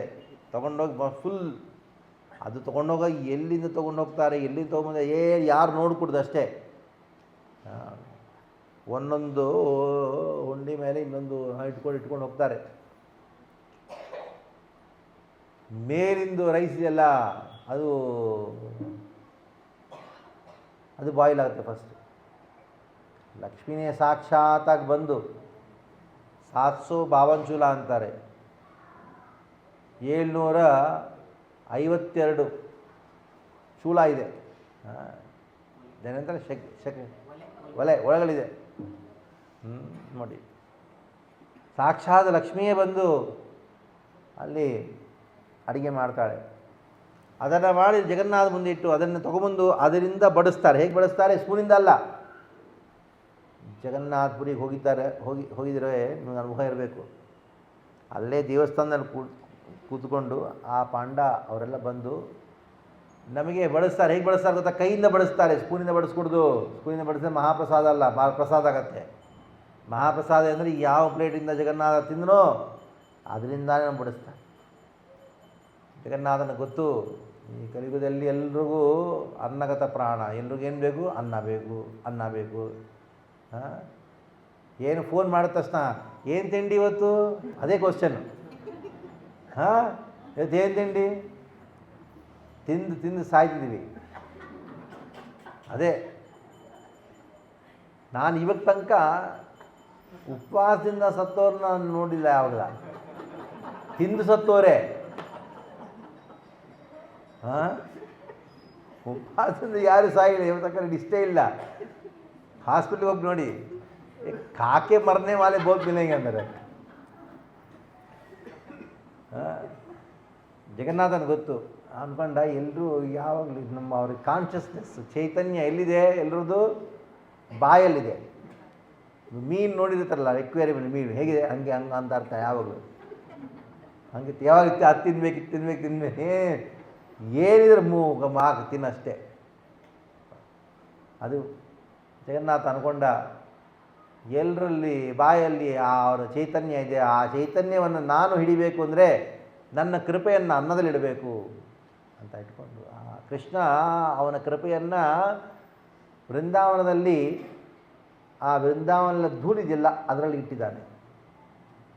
ಅದೇ ಚೈತನ್ಯ ಮಹಾಪ್ರಭುವರು ಅವರ ಕೃಪೆಯನ್ನು ಎಲ್ಲಿ ಮಾಯಾಪುರ ಧಾಮಲ್ಲಿ ಎಲ್ಲಿಟ್ಟಿದ್ದಾರೆ, ಆ ಹರಿನಾಮ ಸಂಕೀರ್ತನ. ಹಾಗೇ ಜಗನ್ನಾಥ ತನ್ನ ಕೃಪೆಯನ್ನು ಎಲ್ಲಿಟ್ಟಿದ್ದಾನೆ, ಅನ್ನದಲ್ಲಿಟ್ಟಿದ್ದಾನೆ. ಅನ್ನಬ್ರಹ್ಮ ಅಂತಾರೆ. ಅದಕ್ಕೆ ಜಗನ್ನಾಥಪುರಿಗೆ ಹೋದಾಗ ಜಗನ್ನಾಥನ ದರ್ಶನ ಆಯಿತು, ಬಂದು ಆ ದೇವಸ್ಥಾನದಿಂದ ಈಚೆಗೆ ಬಂದಿರಿ, ಮಹಾಪ್ರಸಾದವನ್ನು ತಗೊಳ್ಳಿಲ್ಲ. ಜಗನ್ನಾಥನಿಗೆ ಅತ್ಯಂತ ಕೋಪ ಬರುತ್ತೆ. ಅದೇ ದೇವಸ್ಥಾನಕ್ಕೆ ಹೋದ್ರಿ, ಜಗನ್ನಾಥನ ದರ್ಶನ ಮಾಡಲಿಲ್ಲ, ಮಹಾಪ್ರಸಾದ ತೊಗೊಂಡು ಬಂದ್ರಿ, ಜಗನ್ನಾಥ ಅತ್ಯಂತ ಪ್ರಸನ್ನ. ದರ್ಶನಕ್ಕೆ ಬಂದರೂ ಬರದೇವರು ಪರವಾಗಿಲ್ಲ, ನನ್ನ ಪ್ರಸಾದ ತೊಗೊಳಲ್ಲ ಆಯಿತು. ಜಗನ್ನಾಥ ಪ್ರಸಾದವನ್ನು ಪಡೆಯದೇ ಭಕ್ತಿ. ಪ್ರಸಾದ ಸೇವಿತ ಹೋಯ್ ಸಕಲ ಪ್ರಪಂಚ ಜಾಯ್. ಪ್ರಭುಪಾದನವರು ಅವರಂದರು, I will be known as a acharya who started a world wide movement from the kitchen ಅಂದರು. ನಾನು ಪ್ರಸಿದ್ಧಿಯಾಗಿರ್ತೀನಿ. ಯಾವ ರೂಪದಲ್ಲಿ? ಒಂದು ವಿಶ್ವವ್ಯಾಪ್ತಿವಾದ ಸಂಸ್ಥೆಯನ್ನು ಒಂದು ಅಡುಗೆ ಮನೆಯಿಂದ ನಾನು ಪ್ರಾರಂಭ ಮಾಡಿದ್ದಂದರು. ಅದೇ ಮಾಡಿದ್ರು ಪ್ರಭುಪಾದನವರು. ಅಲ್ಲಿ ಕೀರ್ತನ ಪ್ರವಚನ ಕೊಡ್ತಿದ್ರು. ಇದು ಕೀರ್ತನೆಯಿಂದ ಎಲ್ಲರೂ ಆಕರ್ಷಣೆ ಆಗ್ತಿದ್ರು. ಎಲ್ರಿಗೂ ಬಂದರು, ಆ ಸ್ಟೋರ್ ಫ್ರಂಟಿಗೆ ಬಂದರು, ಆ ಇಪ್ಪಿಗಳೆಲ್ಲ ಬಂದರು. ಪ್ರಭುಪಾದನವರು ಕೂತ್ಕೊಂಡು ಭಾಗವತ ಪ್ರವಚನ ಕೊಡ್ತಿದ್ದಾರೆ. ಅರ್ಥವಾಗತ್ತೆ ಅವರಿಗೆ. ನೋಡ್ತಾರೆ, ಏನು ಸ್ವಾಮಿಗಳು ಏನೋ ಹೇಳ್ತಾರೆ ಹೇಳಿ ಅಂತ ಕಾಯ್ತಿದ್ದಾರೆ. ಯಾಗೋಸ್ಕರ ಕಾಯ್ತಿದ್ದಾರೆ? ಪ್ರಸಾದಗೋಸ್ಕರ ಕಾಯ್ತಿದ್ದಾರೆ. ಪ್ರವಚನ ಕೇಳ್ತಿಲ್ಲ. ಏನು ಕಾಯ್ತಾರೆ? ಯಾವಾಗಪ್ಪ ಇವ್ನು ಯಾವಾಗ ಮುಗಿಸ್ತಾನೆ? ಹಾಗೆ ಕಾಯ್ತಿದ್ರು ಅಷ್ಟೇ. ಅದು ಆ ಪ್ರಸಾದ ತಿಂದು ಎಷ್ಟೋ ಶುದ್ಧೀಕರಣ ಆಯಿತು. ಅವ್ರಿಗನ್ನಿಸ್ತು, ಯಾಕಪ್ಪ ನಮ್ಮ ಮನೆಯೆಲ್ಲ ಬಿಟ್ಟಿದ್ದವ್ರು ಅವರೆಲ್ಲ ಎಲ್ಲ ಪಾರ್ಕಲ್ಲಿ ಅಲ್ಲೇ ಇಲ್ಲೂ ಮಲ್ಕೋತಿದ್ರು. ಅಲ್ಲೂ ಇಲ್ಲೂ ಮಲ್ಕೊಳ್ಳಿ, ಯಾಕೆ ಇಲ್ಲೇ ಮಲ್ಕೊಳ್ಳೋಣ, ಯಾಕೆಂದ್ರೆ ಪ್ರಸಾದ ದಿನ ಸಿಗುತ್ತಲ್ಲ ಅಂತ ಮಲ್ಲಿಗೆ ಮಲ್ಕೊಂಡ್ರು. ಬೆಳಗ್ಗೆ ಬೇಗ ಹೇಳಿ ಜಪ ಮಾಡೋಕ್ಕೆ ಶುರು ಮಾಡಿದ್ರು, ಆರತಿ ಮಾಡೋಕ್ಕೆ ಶುರು ಮಾಡಿದ್ರು. ಹಾಗೆ ಎಷ್ಟು ದಿನ ಇರೋಕ್ಕೆ ಸಾಧ್ಯ ಹೇಳೋರಿಗೆ? ಅವ್ರಿಗೆ ಡ್ರಗ್ಸ್ ತೊಗೊಳ್ಳೋ ಅಭ್ಯಾಸ ಇದೆ, ವ್ಯಭಿಚಾರ ಮಾಡೋ ಅಭ್ಯಾಸ ಇದೆ. ಅಂಥವ್ರಿಗೆ ಎಷ್ಟು ದಿನ ಮಾಡ್ದಲ್ಲಿ ಇರ್ತಾರೆ ಹೇಳಿ? ಮನಸ್ಸಲ್ಲಿ ಬಂತು, ಈ ದಿನ ಪ್ರಸಾದ ಸಿಗುತ್ತೆ, ಆದರೆ ಸಂಡೇ ಇದೆಯಲ್ಲ ಅದು ಅದ್ಭುತವಾದ ಸಂಡೇ ಫೀಸ್ಟ್ ಅಂತಾರಲ್ಲ, ಓಹೋ ಅದ್ಭುತವಾದ ಸಂಡೇ. ಎಲ್ಲರೂ ಡಿಸೈಡ್ ಮಾಡ್ತಿದ್ದಂತೆ ಮನಸ್ಸಲ್ಲೇ, ಈ ಸಂಡೇ ಲಾಸ್ಟು, ಈ ಸಂಡೇ ಹೊಟ್ಟೆ ತುಂಬ ತಿಂದು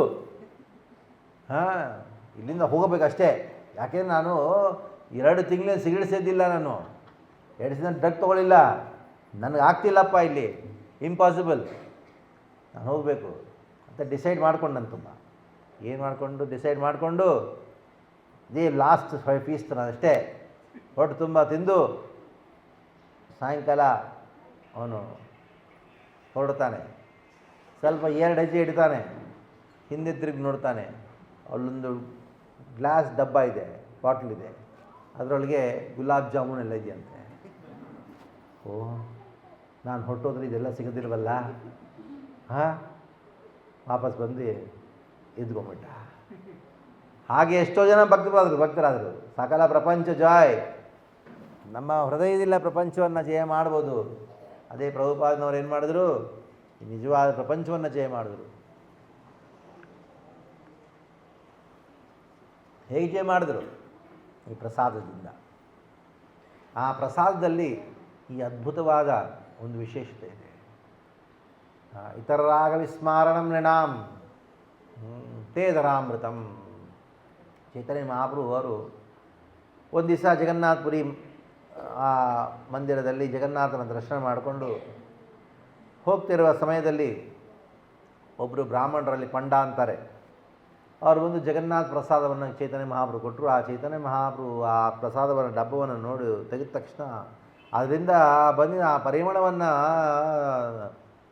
ಆ ಪರಿಮಳ ಎಷ್ಟು ಅದ್ಭುತವಾಗಿತ್ತಂದರೆ ಆ ಪರಿಮಳನೇ ಅಷ್ಟು ಅದ್ಭುತವಾಗಿದ್ದರೆ ಆ ರುಚಿ ಎಷ್ಟು ಅದ್ಭುತವಾಗಿರುತ್ತೆ, ಮಹಾ ಮೋದಕವಾದಿದೆ ಅಂತ ಹೇಳ್ತಾ ಸ್ವಲ್ಪ ಆಸ್ವಾದನೆ ಮಾಡಿ ಆ ಪ್ರಸಾದವನ್ನು ಮಿಕ್ಕಿದ ಪ್ರಸಾದವನ್ನು ಗೋವಿಂದ ಅವ್ರ ಸರ್ವೆಂಟ್ಗೆ ಕೊಟ್ಟರು. ಹೇಳಕ್ಕೆ ಶುರು ಮಾಡಿದ್ರು ಚೈತನ್ಯ ಮಹಾಪ್ರಭು ಅವರು. ಏನಂದರು, ಈ ಪ್ರಸಾದ ಇದೆಯಲ್ಲ ಜಗನ್ನಾಥ ಪ್ರಸಾದ, ಇದು ಸಾಮಾನ್ಯ ಭಾಗ್ಯದಿಂದ ಸಿಗೋದಿಲ್ಲ. ಈ ಪ್ರಸಾದ ಪಡಿಬೇಕು ಅಂದರೆ ನಮಗೆ ಅದ್ಭುತವಾದ ಒಂದು ಎಷ್ಟೋ ಪರಮ ಸೌಭಾಗ್ಯ ಇದ್ದರೆ ಮಾತ್ರ ಸಿಗುತ್ತೆ. ಸಾಧಾರಣವಾದ ಸೌಭಾಗ್ಯದಿಂದ ಈ ಪ್ರಸಾದ ಸಿಗೋದಿಲ್ಲ. ಈ ಪ್ರಸಾದ ಪಡೆಯೋಕ್ಕೆ ನಮಗೆ ಎಷ್ಟೋ ಜನ್ಮಾಂತರದ ಸುಕೃತಿ ಬೇಕು. ಆ ಸುಕೃತಿಯಿಂದನೇ ಈ ಫಲ ಅನ್ನೋದು ಸಿಗತ್ತೆ ಅಂತ ಚೈತನ್ಯ ಮಹಾಪ್ರಭು ಹೇಳಿದರು. ಹೇಳಿ ಎಲ್ಲ ಭಕ್ತರನ್ನು ತಗೊಂಡು ಸಮುದ್ರ ಸ್ನಾನಕ್ಕೆ ಹೋಗಿ ಸಂಜೆಯ ಸಮಯದಲ್ಲಿ ಆ ಚೈತನ್ಯ ಮಹಾಪ್ರಭು ಅವರು ಏನು ಮಾಡೋಕ್ಕೆ ಶುರು ಮಾಡಿದರು. ಚೈತನ್ಯ ಮಹಾಪ್ರಭು ಅವರು ಆ ಭಕ್ತರ ಮಧ್ಯೆ ತಗೊಂಡು ಗೋವಿಂದರಿಗೆ ಹೇಳಿದರು, ಗೋವಿಂದ ಅವರ ಸೇವಕರವರು, ಈ ಪ್ರಸಾದವನ್ನು ಎಲ್ರಿಗೂ ಕೊಡು ಅಂತ ಹೇಳಿದರು. ಅದನ್ನು ಆಸ್ವಾದನೆ ಮಾಡಿ ಎಲ್ಲರೂ ಹೇಳಕ್ಕೆ ಶುರು ಮಾಡಿದ್ರು, ಓಹೋ ಎಂಥ ಅದ್ಭುತವಾದಿದು, ಈ ಪ್ರಸಾದ, ಇಂಥ ಅದ್ಭುತವಾದ ಪ್ರಸಾದವನ್ನು ನಾವು ಯಾವಾಗಲೂ ನೋಡೇ ಇಲ್ವಲ್ಲ. ಆವಾಗ ಚೈತನ್ಯ ಮಹಾಪ್ರಭುರು ಅಂದರು, ಈ ಪ್ರಸಾದ ಮಾಡಿದ್ದು ಈ ಭೌತಿಕ ತತ್ವಗಳಿಂದ. ಆ ಭೌತಿಕ ತತ್ವದ ರುಚಿಯನ್ನು ನಿಮಗೆಲ್ರಿಗೂ ಗೊತ್ತಿದ್ರೂ ಈ ಪ್ರಸಾದದಲ್ಲಿ ಒಂದು ವಿಶೇಷವಾದ ಒಂದು ಅದ್ಭುತ ತತ್ವ ಇದೆ. ಆ ತತ್ವ ಏನು ಗೊತ್ತಾ? ಅದೇನೂ ಅಲ್ಲ, ಅದು ಕೃಷ್ಣ ಅಧರಾಮೃತ. ಹೇಳಕ್ಕೆ ಶುರು ಮಾಡ್ತಾರೆ. ಚೈತನ್ಯ ಚರಿತಾಮೃತದ ಅಂತ್ಯಲೀಲೆಯಲ್ಲಿ 16ನೇ ಅಧ್ಯಾಯದಲ್ಲಿ 112ನೇ ಶ್ಲೋಕದಿಂದ ಸ್ವಲ್ಪ ಹೇಳಕ್ಕೆ ಪ್ರಾರಂಭ ಮಾಡ್ತೀನಿ. ಚೈತನ್ಯ ಚರಿತಾಮೃತ ಅಂತ್ಯಲೀಲಾ ಚಾಪ್ಟರ್ 16 112 ಶ್ಲೋಕ. ತಾಹೇತಿ ದ್ರವ್ಯೋ ಕೃಷ್ಣಾಧರ ಸ್ಪರ್ಶ ಹೊಯ್ಲ. ಕೃಷ್ಣ ಅಧರ ಸ್ಪರ್ಶ ಹೊಯ್ಲ. ಆ ಕೃಷ್ಣನ ತುಟಿಯಿಂದ ಅದು ಸೋರಿದ ಅದು ಅದರ ಅಮೃತ ಇದೆಯಲ್ಲ, ಅದು ಈ ಪ್ರಸಾದಕ್ಕೆ ಸ್ಪರ್ಶ ಆಗಿದೆ. 1612 ಚೈತನ್ಯ ಅಂತ್ಯಲೀಲಾ 1612. ಇವಾಗ ಅಡುಗೆ ಮನೆಯಲ್ಲಿ ಒಳ್ಳೆ ಅಡುಗೆ ಮಾಡ್ತಿದ್ದಾರೆ ನಮ್ಮ ಮಸಾಲೆ ಎಲ್ಲ ಹಾಕ್ತಿದ್ದಾರೆ. ನಮ್ಮ ಬಾಯಲ್ಲಿ ಏನು ಬರುತ್ತೆ? ಹಾಗೆ ಕೃಷ್ಣನ ಬಾಯಲ್ಲಿ ನೀರು ಬರುತ್ತೆ. ನೀವು ಒಳ್ಳೊಳ್ಳೆ ಐಟಮ್ ಮಾಡಿದ್ರೆ ಕೃಷ್ಣನಿಗೆ ಅವನಿಗೆ ಬಾಯಲ್ಲಿ ನೀರು ಬರುತ್ತೆ. ಈರುಳ್ಳಿ ಬೆಳ್ಳುಳ್ಳಿ ಹಾಕಿದ್ರೆ ಬರಲ್ಲ, ಕಣ್ಣಲ್ಲಿ ನೀರು ಬರುತ್ತೆ ನೋಡಿ. ಬಾಯಲ್ಲಿ ನೀರು ಬೇಕಾ, ಕಣ್ಣಲ್ಲಿ ನೀರು ಬೇಕಾ? ಬಿಡ್ಬಿಡ್ಬೇಕು. ಆ ಈರುಳ್ಳಿ ಬೆಳ್ಳುಳ್ಳಿ ಬಿಡಬೇಕು. ಏನಿದೆಪ್ಪ ಅದರೊಳಗೆ ಏನು ಗೊತ್ತಾ? ಅದರದ್ದು ಪುರಾಣಗಳಲ್ಲಿ ಬಂದಿರೋ ಒಂದು ಕಥೆಯನ್ನು ಹೇಳಿದ್ರೆ ನೀವು ವಾಂತಿ ಮಾಡ್ಕೋತೀರಾ. ಹೇಳಲ್ಲ, ನಾನು ಹೇಳಿಬಿಡ್ತೀನಿ. ಯಾಕೆ ಹೇಳ್ಬಿಡ್ತೀನಿ, ಮಾಡ್ಕೊಳ್ಳಿ. ಏನು ವಾಂತಿ ಮಾಡ್ಕೊಳ್ಳಿ. ತಿಂದಿದ್ರಿ ಇವತ್ತು. ಏನು ಗೊತ್ತಾ? ಇಬ್ಬರು ರಾಕ್ಷಸರಿದ್ದರು. ಅವರು ಋಷಿಗಳೆಲ್ಲ ಪೂಜೆ ಪುನಸ್ಕಾರ ಮಾಡಬೇಕಾದ್ರೆ, ಯಜ್ಞ ಮಾಡಬೇಕಾದ್ರೆ ಅಲ್ಲೇನು ಆಕಾಶ ಭಾರತದಲ್ಲಿ ಬಂದು ಎಲ್ಲ ಮಲಮೂತ್ರಗಳನ್ನು ವಿಸರ್ಜನೆ ಮಾಡ್ತಿದ್ರು. ಅಲ್ಲಿಂದ ಮಲಮೂತ್ರಗಳನ್ನೆಲ್ಲ ಕೆಳಗೆ ಹಾಕ್ತಿದ್ರು. ಎಲ್ಲ ಋಷಿಗಳು ಏನು ಮಾಡ್ಕೊ ಅಯ್ಯೋ ಅಂದ್ಕೊಂಡಿದ್ರು. ಮತ್ತೆ ಎಲ್ಲ ಕ್ಲೀನ್ ಮಾಡಿ ಮತ್ತೆ ಹವನ ಮಾಡೋಕ್ಕೆ ಶುರು ಮಾಡ್ತಿದ್ರು.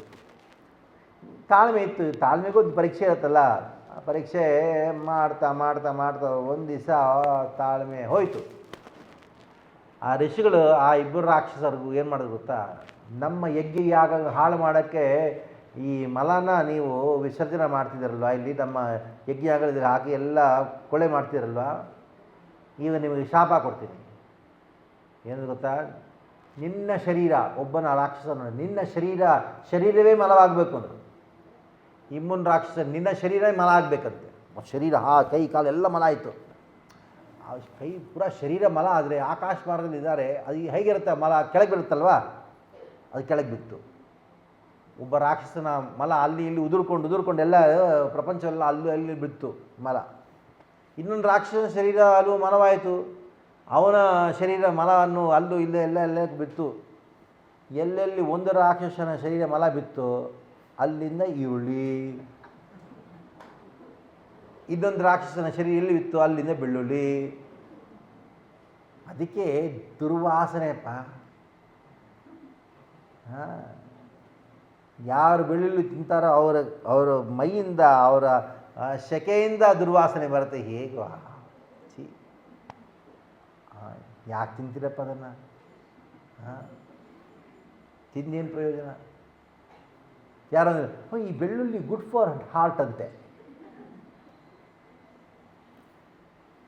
Good for heart. ಈ ಕ್ರೋಸಿನ್ ಗುಡ್ ಫಾರ್ ಫೀವರ್ ಅಂದರೆ ಎವ್ರಿಡೇ ತೊಗೋತೀರಾ? ಫೀವರ್ ಇದ್ದಾಗ ತಗೋ. ಹಾರ್ಟ್ ಪ್ರಾಬ್ಲಮ್ ಇದೆ ತಗೋ, ಅದು ಡಾಕ್ಟ್ರ್ ಹೇಳಿದಾಗ ತಗೋ. ಗುಡ್ ಫಾರ್ ಹಾರ್ಟ್ ಅಂತ fever everyday, good for fever ಅಂತ ಎವ್ರಿಡೇ ತಗೋತೀರಾ? ಅಂಥ ಪರಿಸ್ಥಿತಿ ಬಂದರೆ ಡಾಕ್ಟ್ರ್ ಹೇಳಿದಾಗ ತೊಗೊಳ್ಳಿ ಅಷ್ಟೇ. ಈರುಳ್ಳಿ ಹಾಕಿ ಬೆಳ್ಳುಳ್ಳಿ ಹಾಕಿ ಪಲಾವ್ ಅಂತೆ, ಯಾವಂತ ಒಂದು ಗೊತ್ತಿಲ್ಲ, ಬಿರಿಯಾನಿ ಅಂತೆ. ಈರುಳ್ಳಿ ಹಾಕಿ ಬೆಳ್ಳುಳ್ಳಿ ಹಾಕಿ ಓಹೋ ತಾಮಸಿಕ ಛೀ. ಮನೇಲಿದ್ದರೆ ಇವತ್ತು ಹೋದ ತಕ್ಷಣ ಹೆಸರು ಬಿಡಿದನ್ನ. ಒಬ್ಳಂದು ಸ್ವಾಮೀಜಿ ನೆನ್ನೆನೇ ಒಂದು ಕಿಲೋ ಇಟ್ಕೊಂಡಿದ್ದೆ, ಅದು ಮುಗಿಸ್ದಾದ್ಮೇಲೆ ಮುಗಿಸ್ಬಿಡ್ತೀವಿ. ಅದು ನಾಂದಿ ನೆನ್ನೆನೇ 1 ಕಿಲೋ ನೀನು ಸಗಣಿ ತೊಗೊಂಬಂದಿದ್ದೆ, ಯೂಸ್ ಮಾಡ್ತೀಯ ಅಂದೆ. ಹೋಗಿ ತೆಗೆದು ಬಿಸಾಕು, ಸಾಕಬೇಕು. ಕೃಷ್ಣನಿಗೆ ಇಷ್ಟ ಇಲ್ಲ ಅದು. ಕೃಷ್ಣನಿಗೇನು ಇಷ್ಟ ಇಲ್ವೋ ನಮಗೂ ಇಷ್ಟ ಇಲ್ಲ ಅಷ್ಟೇ. ನೋಡಿ, ಅಡುಗೆ ಮನೆ, ಅಡುಗೆಯಲ್ಲಿ ಏನು ಮಾಡ್ತೀರೋ, ಏನು ತಿನ್ನಿಸ್ತೀರೋ ನಿಮ್ಮ ಗಂಡಂಗೆ, ನಿಮ್ಮ ಮಕ್ಕಳಿಗೆ, ಅವ್ರ ಮನಸ್ಸು ಹಾಗೆ ಇರುತ್ತೆ. ನೀವು ತಾಮಸಿಕ ಪದಾರ್ಥಗಳನ್ನ ಹಾಕಿ ತಿನ್ನಿಸಿದ್ರೆ ತಾಮಸಿಕವಾಗಿರ್ತಾನೆ ನಿಮ್ಮ ಗಂಡ, ನಿಮ್ಮ ಮಕ್ಕಳು ತಾಮಸಿಕವಾಗಿರ್ತಾರೆ.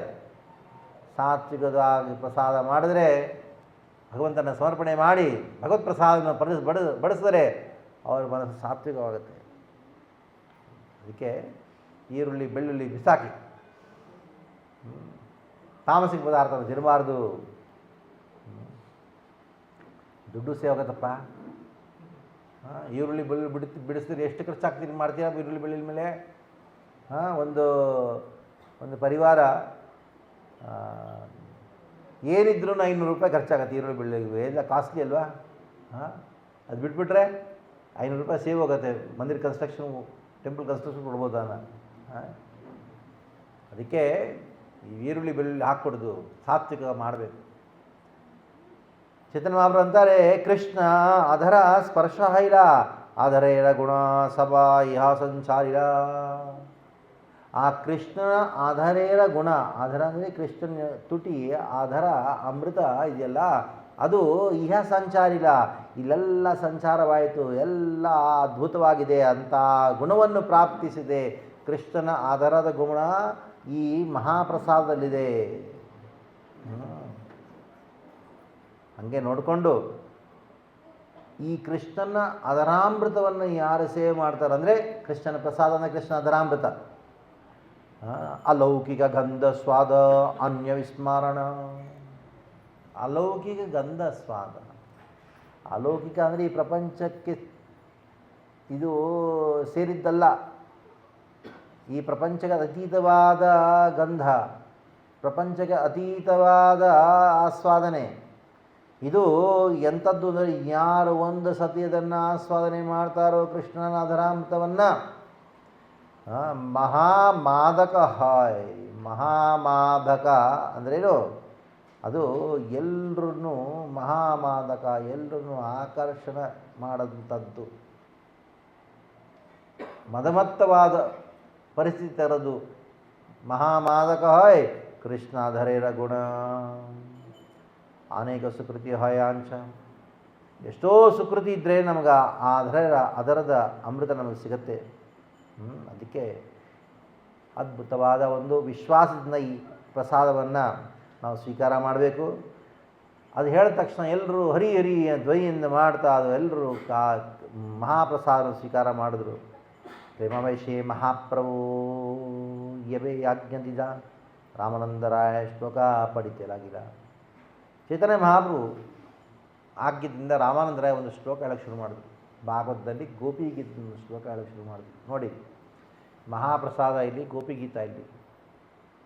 ಗೋಪಿಗೀತೆಯಲ್ಲಿ ಒಂದು ಅದ್ಭುತವಾದ ಶ್ಲೋಕ.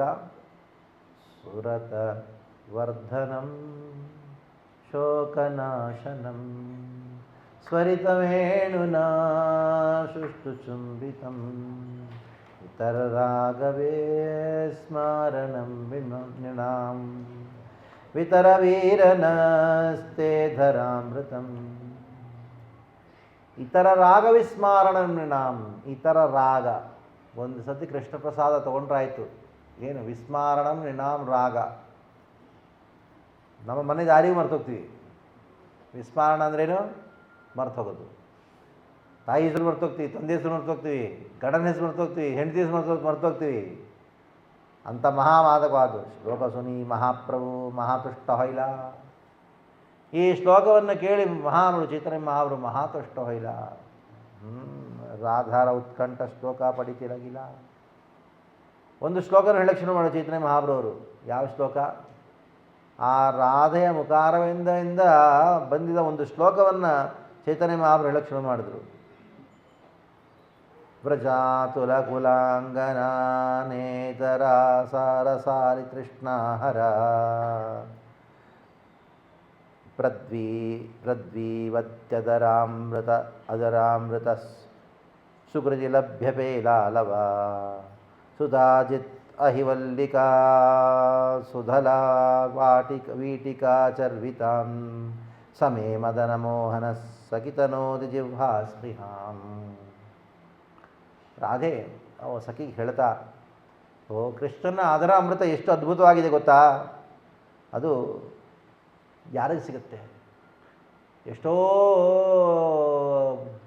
ಜನ್ಮ ಜನ್ಮಾಂತರ ಪುಣ್ಯ ಯಾರಿಗಿದೆಯೋ ಅವ್ರಿಗೂ ಮಾತ್ರನೇ ಕೃಷ್ಣನ ಅದರ ಅಮೃತ ಸಿಗುತ್ತೆ. ನೋಡು ಗೋಪಿ, ಈ ಕೃಷ್ಣ ಅವನ ಅದರದಲ್ಲಿ ಅದ್ಭುತವಾದ ಈ ತಾಂಬೂಲವನ್ನು ಸೇವೆ ಮಾಡ್ತಾನಲ್ಲ, ಆ ತಾಂಬೂಲವನ್ನು ನಾನು, ಆ ರುಚಿಯನ್ನು ನಾನು ಪಡಿಬೇಕು ಅಂತ ನನಗೆ ಎಷ್ಟು ಆಸೆ ಇದೆ. ಯಾಕೆ? ಆ ಅಧರಾಮೃತದ ಆಸ್ವಾದನೆ ಇದೆಯಲ್ಲ, ಅದು ಸ್ವರ್ಗದ ಅಮೃತಕ್ಕಿಂತ ಎಷ್ಟೋ ಅದ್ಭುತವಾದದ್ದು. ನನ್ನ ಜಿಹ್ವೆಯಲ್ಲಿ ಅಂಥ ಅಧರಾಮೃತವನ್ನು ಆಸ್ವಾದನೆ ಮಾಡೋಕ್ಕೆ ನನ್ನ ಜಿಹ್ವೆ ಅಲ್ಲಿ ಲಾಲಸ ಆಗಿದೆ, ಲಾಲಸ ಉತ್ಪನ್ನವಾಗಿದೆ. ಜಿಹ್ವಾ ಸ್ಪೃಹಾಂ, ಇಚ್ಛೆ, ಅದ್ಭುತವಾದ ಬೈಕೆ ಉತ್ಪನ್ನ ಆಗಿದೆ. ನನಗೆ ಬೇಕು, ಅದರಿಂದ ನಾನು ಸಾಯ್ತೀನಿ ಅಂತ ಹೇಳಲಾದ್ರೆ ಅದೇ ಏತಕಹಿ ಗೌರಪ್ರಭು ಭಾವವಿಷ್ಟಹನಾದು ಈ ಶ್ಲೋಕ ಅರ್ಥ ಕರೇನು. ಚೈತನ್ಯ ಮಹಾಪ್ರಭುವರು ಈ ಎರಡು ಶ್ಲೋಕದ ಅರ್ಥಗಳಕ್ಕೆ ಶುರು ಮಾಡ್ತಾರೆ. ಚೈತನ್ಯ ಮಹಾಪ್ರಭು ಈ ಎರಡು ಶ್ಲೋಕ ಗುಹ್ಯಾರ್ಥವನ್ನು ಚೈತನ್ಯ ಚರಿತಾಮೃತದಲ್ಲಿ ವರ್ಣಿಸ್ತಾರೆ. ಅಂದರೆ ಇದೆಲ್ಲ ಯಾಕೆ ಹೇಳ್ತೀನಿ ಅಂದರೆ, ಶುರು ಇಲ್ಲಿಂದ ಆಯಿತು. ಜಗನ್ನಾಥ ಯಾಕೆ ಪ್ರತ್ಯಕ್ಷ ಆದ? ಈ ಪ್ರಸಾದ ಕೊಡಕ್ಕೆ ಪ್ರತ್ಯಕ್ಷ ಆದ. ಆ ಪ್ರಸಾದಕ್ಕೆ ಯಾವುದಕ್ಕೆ ಸಂಬಂಧ ಇದೆ? ಗೋಪಿ ಗೀತದಲ್ಲಿ ಹೇಳಿದ್ದ ಗೋಪಿಕಾ ಸ್ತ್ರೀಯರ ಮುಖದಿಂದ ಉತ್ಪನ್ನವಾದ ಈ ಅದ್ಭುತ ಶ್ಲೋಕ. ಈ ಪ್ರಸಾದ ನಾವು ತಿಂತೀವಲ್ಲ, ಅದೇನದು? ಅದು ಕೃಷ್ಣನ ಅಧರಾಮೃತ. ಅದನ್ನು ಕೊಡಕ್ಕೆ ಅದೇ ಕೃಷ್ಣ ಜಗನ್ನಾಥ ರೂಪದಲ್ಲಿ, ಅರ್ಚಕ ರೂಪದಲ್ಲಿ ನಮ್ಮ ಮುಂದೆ ಪ್ರತ್ಯಕ್ಷ ಆದ. ಅದಕ್ಕೆ ಸ್ನಾನ ಪೂರ್ಣಿಮಾ ಅನ್ನೋದು ಒಂದು ಮುಖ್ಯವಾದ ಉತ್ಸವ. ನಾಳೆ ಸ್ನಾನ ಪೂರ್ಣಿಮಾ ಇದೆಯಾ, ಉತ್ಸವ ಅನುಭವಿಸ್ತಾ. ಈ ಜಗನ್ನಾಥ ಇಲ್ವಲ್ಲ, ಈ ಲೀಲೆಗಳೆಲ್ಲ ಸ್ಮರಣೆ ಮಾಡಿ. ಜಗನ್ನಾಥ ಸ್ವರೂಪ ಕೃಷ್ಣನ ಸ್ವರೂಪ. ಆ ಕೃಷ್ಣನ ಎಷ್ಟೋ ಸ್ವರೂಪಗಳಿದೆ. ಆ ಸ್ವರೂಪದಲ್ಲಿ ಸರ್ವೋತ್ಕೃಷ್ಟವಾದ ಸ್ವರೂಪ ಜಗನ್ನಾಥ ಸ್ವರೂಪ. ಇದ್ದಾನೆ ಮಹಾಪ್ರಸಾದ ಕೊಡೋಕ್ಕೆ.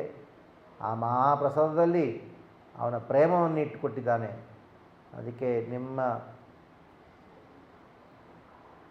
ಮುಂದೆ ಒಂದು ನನ್ನ ನಿವೇದನೆ, ನೀವು ಅಡುಗೆ ಮನೆಯಲ್ಲಿ ಏನು ಮಾಡ್ತೀರೋ ಅದನ್ನು ಇವತ್ತಿಂದ ಜಗನ್ನಾಥನಿಗೆ ಸಮರ್ಪಣೆ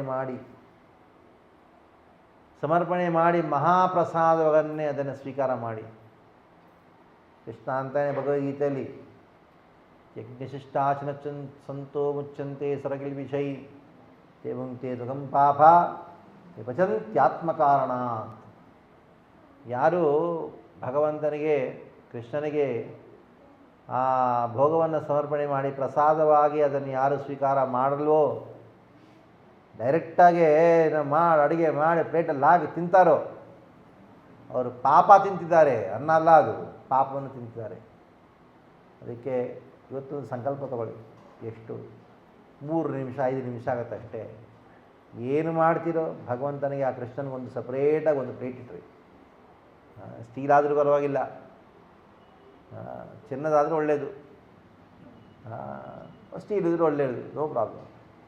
ಇದು ಅದರಲ್ಲಿ ನೀವೇನು ಮಾಡ್ತಿದ್ದೀರ ನಾನು ಹಾಕಿ. ಏನು ಮಾಡಬೇಕು, ಕೃಷ್ಣನಿಗೆ ಏನು ಇಷ್ಟೋ ಅದನ್ನೇ ಮಾಡಬೇಕು. ಈರುಳ್ಳಿ ಬೆಳ್ಳುಳ್ಳಿ ಹಾಕಬಾರ್ದು, ಮಶ್ರೂಮ್ ಹಾಕಬಾರ್ದು, ತಾಮಸಿಕದ ಎಲ್ಲ ಅದೆಲ್ಲ ಇಟ್ಟು ತುಳಸಿಯನ್ನಿಟ್ಟು ಭಗವಂತನ ಮುಂದೆ ಇಟ್ಟು ಕೆಲವು ಮಂತ್ರಗಳಿದೆ.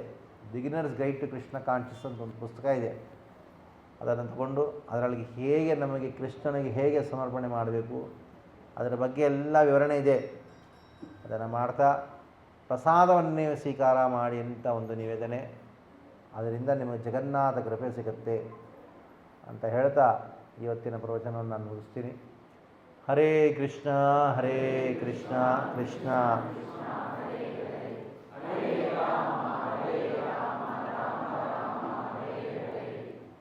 ಪ್ರಶ್ನೆ ಏನಾರು ಇದೆಯಾ? Any questions? ಹಾಂ ಕೇಳಿ.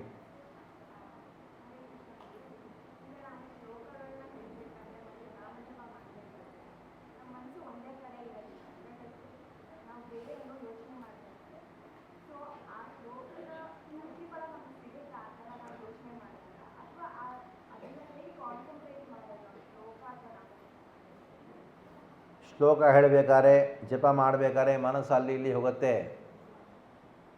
ಮನಸ್ಸು ಅಲ್ಲಿ ಇಲ್ಲಿ ಹೋದ್ರೂ ನಾವು ಶ್ಲೋಕ ಹೇಳಿದ್ರೆ ಅದಕ್ಕೆ ಫಲ ಸಿಗುತ್ತಾ ಇಲ್ವಾ ಅಂತ.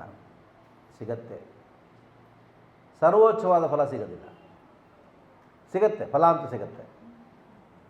ಹೇಗೆ? ಯಾರೋ ಒಂದು ವಾಚ್ಮನ್ ಕೆಲಸ ಮಾಡ್ತಾನೆ, ಅದೇನು ಕೆಲಸ? ವಾಚ್ಮನ್ ಅಲ್ವಾ?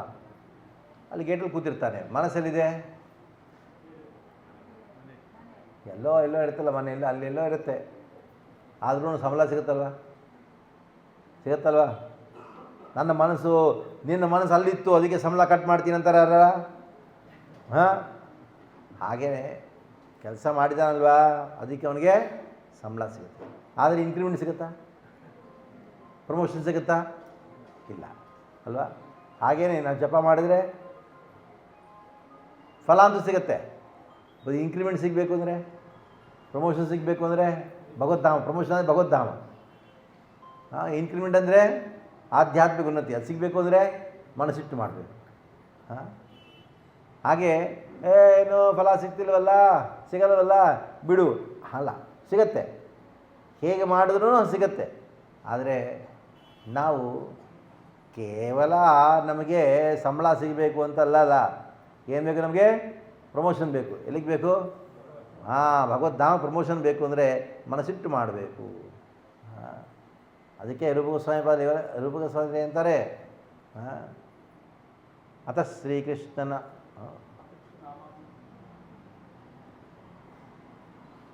ಉಪದೇಶಾಮೃತ ಶ್ಲೋಕ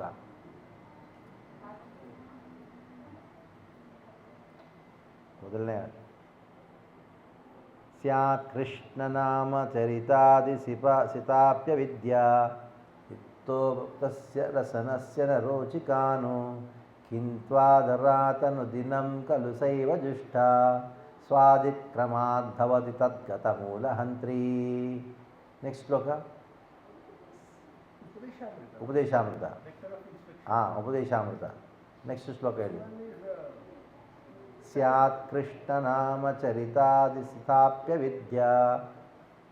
ಈ ಕೃಷ್ಣನಾಮ ಇದೆಯಲ್ಲ, ಅದು ಮೊದಲಾಗೆ ನಮಗೆ ನಮ್ಮ ರೋಗ ಜಾಂಡಿಸ್ ಇದೆಯಲ್ಲ, ಅದು ಎಷ್ಟು ಮಧುರವಾದ್ರೂ ನಮ್ಮ ರೋಗಗಳು ಜಾಂಡೀಸಿಂದ ಅದಕ್ಕೆ ಅದು ಕಹಿಯಾಗಿ ಅನಿಸುತ್ತೆ.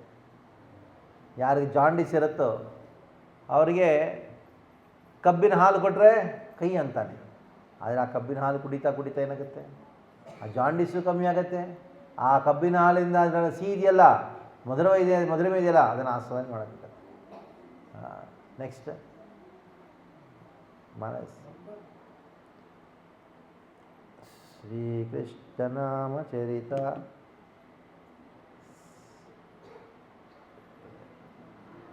ನನಗೆ ಬಂದಿದೆ. ಬುಢಾಪಾ ಆಯಾ ಹೇ.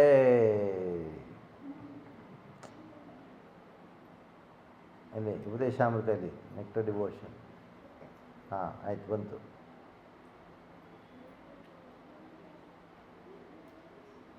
ತನ್ನಾಮರೂಪಚರಿತಾದಿ ಸುಕೀರ್ತನಾನು ಸ್ಮೃತ್ಯೋ ಕ್ರಮೇಣ ರಸನ ಮನಸ್ಸಿ ನಿಯೋಜ.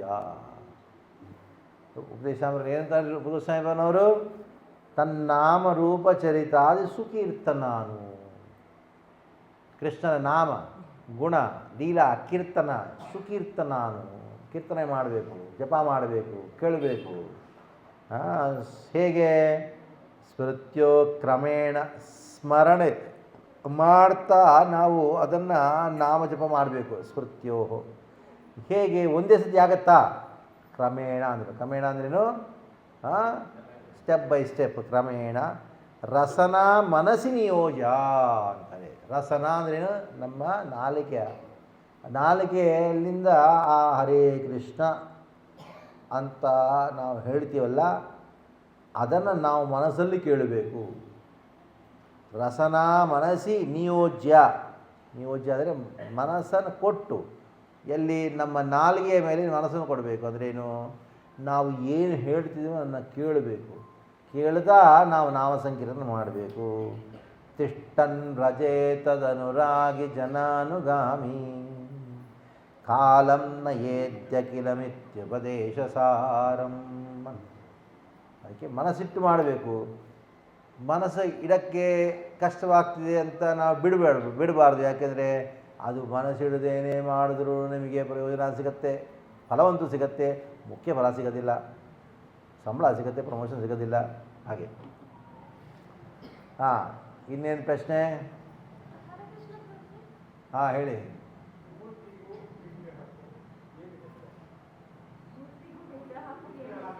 ಮೂರ್ತಿಗ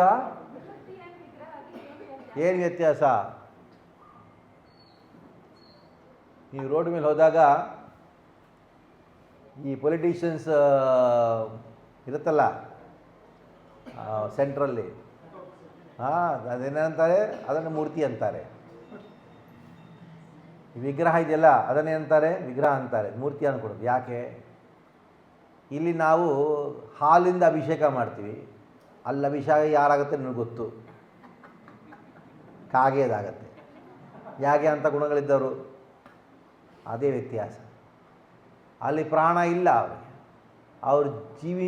ಅವರ ಜೀವನ ಕಾಲದಲ್ಲಿ ಅವ್ರಿಗೆ ಪ್ರಾಣ ಇಲ್ಲ. ಭಕ್ತಿ ಇಲ್ವಲ್ಲ, ಭಕ್ತಿ ಇಲ್ಲದೇ ಪ್ರಾಣ ಇಲ್ಲದೇನೆ ಅಂಥವರ ಸಿಮೆಂಟಿಂದ ಮಾಡಿದ್ದು, ಕಲ್ಲಿಂದ ಮಾಡಿದ್ದು, ಅದಕ್ಕೆ ಕಾಗೆ ಬಂದು ಹಾಕಿ ಅಭಿಷೇಕ ಮಾಡೋಕೆ ಹೋಗುತ್ತೆ. ಪ್ರಾಣ ಇಲ್ಲದೇ ಇರೋರು, ಅವರ ಜೀವನ ಕಾಲದಲ್ಲೇ ಪ್ರಾಣ ಇಲ್ಲ, ಸತ್ತೋದ ಮೇಲಿಂದ ಪ್ರಾಣ ಬರುತ್ತೆ. ಅದನ್ನು ಮೂರ್ತಿ ಅಂತಾರೆ. ಇಲ್ಲಿ ಆ ಭಗವಂತನ ಪೂರ್ಣ ಚೈತನ್ಯ ಇರೋನು, ಅವನ ವಿಗ್ರಹ ಇದೆಯಲ್ಲ, ಆ ವಿಗ್ರಹ ಕೂಡ ಪೂರ್ಣ ಚೈತನ್ಯವಾದ್ದರಿಂದ ನಾವು ಹಾಲಿಂದ ಅಭಿಷೇಕ ಮಾಡಿ ನಮ್ಮ ಪವಿತ್ರರಾಗ್ತೀವಿ. ಅಲ್ಲಿ ಅಪವಿತ್ರ ಆಗ್ತೀವಿ. ನೋಡಿದ್ರೆ ಸಾಕು ಅಪವಿತ್ರ ಆದಂಗೆ. ಅಂಥವ್ರನ್ನ ನೋಡಿಕೊಡ್ದು ಅಷ್ಟೇ. ಅದು ವ್ಯತ್ಯಾಸ. ಇನ್ನೇನಾದ್ರು ಪ್ರಶ್ನೆ ಇದೆಯಾ? ಹಾಂ, ಕೇಳಿಮ್ಮ.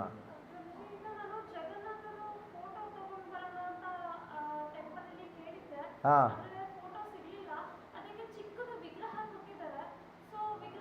ಆಯಿತು, ಮಾಡಿ, ಸ್ನಾನ ಮಾಡಿಸಿ, ಅಭಿಷೇಕ ಮಾಡಿ.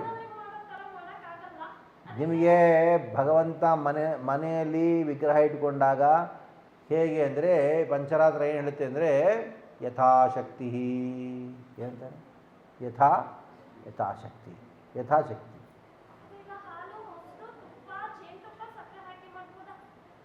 ಏನು ಬೇಕಾದ್ರೆ ಮಾಡಿ. ಸ್ನಾನಯಾತ್ರಾ ದಿವಸ ಇದೆಲ್ಲ ಮಾಡಬೇಕಾಗಿಲ್ಲ, ಡೈರೆಕ್ಟಾಗಿ ನೀವು ನೀರೇ ಹಾಕಿ ಮಾಡ್ಬೋದು. ಜಗನ್ನಾಥಪುರಿಯಲ್ಲಿ ಏನಾಗ್ತಾರೆ, ಕೇವಲ ನೀರು ಮಾತ್ರನೇ ಹಾಕ್ತಾರೆ ಸ್ನಾನ ಪೂರ್ಣಿಮಾ. ಅದು ಮಾಡಿ ನೀರು ಹಾಕಿ ಮಾಡ್ಬೋದು.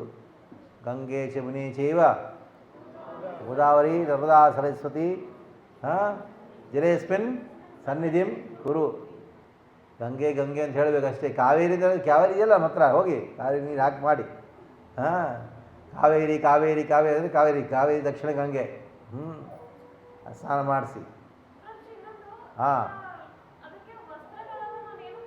ಏನು ಬೇಕಾಗಿಲ್ಲ, ಜಗನ್ನಾಥ ಅಷ್ಟೇ, ನೋ ಪ್ರಾಬ್ಲಮ್. ಜಗನ್ನಾಥ ಹರಿಬೋಲ್, ಸರ್ವಂ ಜಗನ್ನಾಥ. ಒಂದು ಹೂ ಹಾಕಷ್ಟೇ, ಅದೇ ವಸ್ತ್ರ. ಸ್ಮರಣೆ ಮಾಡೋದು ಇದೇ ವಸ್ತ್ರ ಅಂತ ಒಂದು ಹೂ ಇಟ್ಟರೆ ಸಾಕು ಅಷ್ಟೇ. ಮಂತ್ರ ಜಪದಿಂದ ಮಾಡಬೇಕು. ಜಗನ್ನಾಥ ಅದೇ ಮಂತ್ರ. ಜಗನ್ನಾಥ ಅಂತ ಹೆಸರು ಯಾರು ಕೊಟ್ಟರು ಗೊತ್ತಾ? ಭಗವಂತನ ನಾಮ ಎರಡು ಪ್ರಕಾರ ಇರುತ್ತೆ. ಒಂದು ಮುಖ್ಯ, ಇನ್ನೊಂದು ಗೌಣ. ಮುಖ್ಯ ನಾಮ ಅಂದರೆ ಕೃಷ್ಣನ ಡೈರೆಕ್ಟ್ ನಾಮಗಳೆಲ್ಲ ಮುಖ್ಯ ನಾಮಗಳು. ಗೌಣ ನಾಮ ಅಂದ್ರೇನು? ಈ ಪ್ರಪಂಚಕ್ಕೆ ಸಂಬಂಧಪಟ್ಟ ಕೃಷ್ಣನ ನಾಮಗಳಿರ್ತವೆ, ಅದೆಲ್ಲ ಗೌಣನಾಮಗಳು. ಅಂದರೆ ಪರಮಾತ್ಮ, ಸೃಷ್ಟಿಕರ್ತ, ಇದೆಲ್ಲ ಗೌಣನಾಮಗಳು. ಅದು ಮುಖ್ಯ ನಾಮ ಅಂದರೆ ಕೃಷ್ಣ, ಸಾಮಸುಂದರ, ನಂದನಂದನ, ಇದೆಲ್ಲ ಮುಖ್ಯ ನಾಮಗಳು. ಇವಾಗ ನೀವು ಹೇಳಿ ಜಗನ್ನಾಥ ಯಾವ ನಾಮ?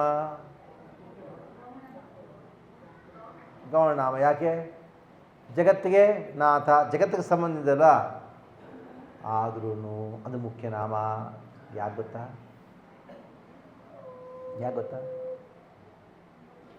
ಈ ಹೆಸರು ಕೃಷ್ಣನಿಗೆ ಇಟ್ಟಿದವಳು ಯಾರು? ರಾಧೆ. ಕೃಷ್ಣ ಮಥುರಾ ದ್ವಾರಕಾಕ್ಕೆ ಹೋದಾಗ, ಆಮೇಲೆ ಎಷ್ಟೋ ವರ್ಷಗಳಾದಮೇಲೆ ಮತ್ತೆ ಕೃಷ್ಣ ಕುರುಕ್ಷೇತ್ರ ಬಂದ. ಈ ರಾಧೆ ಗೋಪಿಗಳ ಸ್ತ್ರೀಯಲ್ಲೆಲ್ಲ ಕುರುಕ್ಷೇತ್ರ ಬಂದರು. ಅಲ್ಲಿ ಕೃಷ್ಣನ ಭೇಟಿಯಾದಾಗ ರಾಧೆ ಅಂತಾಳೆ ಕೃಷ್ಣನ, ಅಚ್ಚಾ ಜಗನ್ನಾಥ ಆಗಿಬಿಟ್ಟಿಯಾ? ವ್ಯಂಗ್ಯದಿಂದ, ಕೋಪದಿಂದ, ಆ ಮಾಧುರಿ ರಸ ಪರಾಕಾಷ್ಠತೆಯಿಂದ ಇಟ್ಟಿದ್ದ ನಾಮ, ವ್ಯಂಗ್ಯ ಭಾವದಲ್ಲಿ ಇಟ್ಟಿದ್ದ ನಾಮ. ಅದಕ್ಕೆ ಇದು ಬಾಹ್ಯ ರೂಪದಲ್ಲಿ ಏನದು ಗೌಣ, ಆದರೆ ಮುಖ್ಯ ನಾಮಗಳಲ್ಲಿ ಸರ್ವೋತ್ಕೃಷ್ಟವಾದ ನಾಮ. ಯಾಕೆ ಇಟ್ಟಿದ್ಯಾರು? ಇನ್ನೇನಾದ್ರು ಪ್ರಶ್ನೆ ಇದೆಯಾ? ಹಾಂ ಹೇಳಿ. ಇಲ್ಲ, ನೀವು ಜಗನ್ನಾಥಪುರಿಗೆ ಹೋದರೆ ಜಗನ್ನಾಥನ ದರ್ಶನ ಮಾಡಿಕೊಂಡು ಹೊರಗೆ ಬಂದ ತಕ್ಷಣ ನೀವು ಪರಿಕ್ರಮ ಮಾಡೋಕ್ಕೆ ಹೋದಾಗ ಲೆಫ್ಟ್ ಸೈಡಲ್ಲಿ ಹಿಂದೆ ಇದೆ. ಹೋಗಿದ್ದೀರಾ ಜಗನ್ನಾಥಪುರಿಗೆ? ಹೋಗಲಿಲ್ವಾ? ನಿಮ್ಗೆ ಹೇಗೆ ಅರ್ಥ ಹೇಳಿ. ಹೋಗಬೇಕು. ಜಗನ್ನಾಥ ಯಾತ್ರೆ ಯಾರು ಸಿದ್ಧವಾಗಿದ್ದಾರೆ? ಜಗನ್ನಾಥಪುರಿ ಯಾತ್ರೆಗೆ ನೋಡಪ್ಪ, ಕರ್ಕೊಂಡು ಹೋಗ್ಬೇಕಪ್ಪ ನಿಮ್ಮೆಲ್ಲರೂ. ತುಂಬ ದುಡ್ಡು ಬೇಕಾ? ಸೇವ್ ಮಾಡಿ. ಹೇಗೆ ಸೇವ್ ಮಾಡ್ತೀರಿ ಗೊತ್ತಾ ದುಡ್ಡು? ಹೇಳ. ಈರುಳ್ಳಿ ಬೆಳೆ ನಿಲ್ಲಿಸ್ಬಿಡಿ, ಟೀ ಕಾಫಿ ನಿಲ್ಲಿಸ್ಬಿಡಿ, ಹೋಟ್ಲ್ಗೆ ಹೋಗಿ ನಿಲ್ಲಿಸ್ಬಿಡಿ. ಆಯಿತು, ದುಡ್ಡು. ನೀನೇನು ಇವತ್ತಿಂದಾನೆ ನೀವು ಮನೆಗೆ ಹೋಗಿ, ನಿಮ್ಮ ಮನೆಯಲ್ಲಿ ಒಂದು ಲಿಸ್ಟ್ ಮಾಡಿ, ವಸ್ತುಗಳಿದೆಯಲ್ಲ ಲಿಸ್ಟ್ ಮಾಡಿ. ಈ ವಸ್ತು ಇಲ್ಲದೆ ಹೋದರೆ ನಾನು ಬದುಕಕ್ಕೆ ಸಾಧ್ಯವಾ ಇಲ್ವಾ ಅಂತ. ಇದು ಇಲ್ಲದೆ ಹೋದ್ರೆ ನಾನು ಬದುಕ್ಬೋದಲ್ವಾ? ಆದರೂ ನಾನೇನು ಮಾಡಿದೆ? ಕೊಂಡ್ಕೊಂಡೆ. ಯಾಕಪ್ಪ? ಅದೆಲ್ಲ ಲಿಸ್ಟ್ ಮಾಡಿ, ಎಲ್ಲ ಬಿಸಾಕಿ, ಅದು ಮಾರಿಬಿಡಿ. ದುಡ್ಡಿರುತ್ತೆ.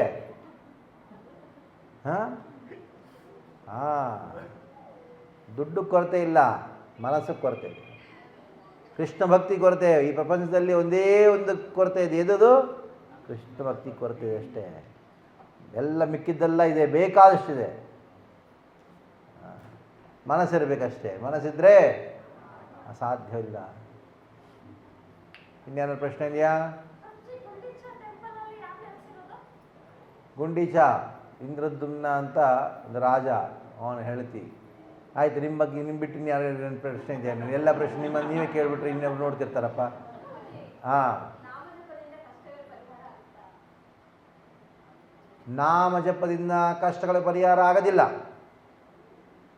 ಆದರೆ ಎಷ್ಟು ಕಷ್ಟಗಳು ಬಂದರೂ ಅದನ್ನು ತಡ್ಕೊಳ್ಳೋ ಸಾಮರ್ಥ್ಯ ಸಿಗುತ್ತೆ. ನೋಡಿ, ಅಲೋಪತಿ ಆಯುರ್ವೇದ ಡಿಫ್ರೆನ್ಸ್ ಏನು? ಎಲೋಪತಿ ಏನು ಮಾಡುತ್ತೆ?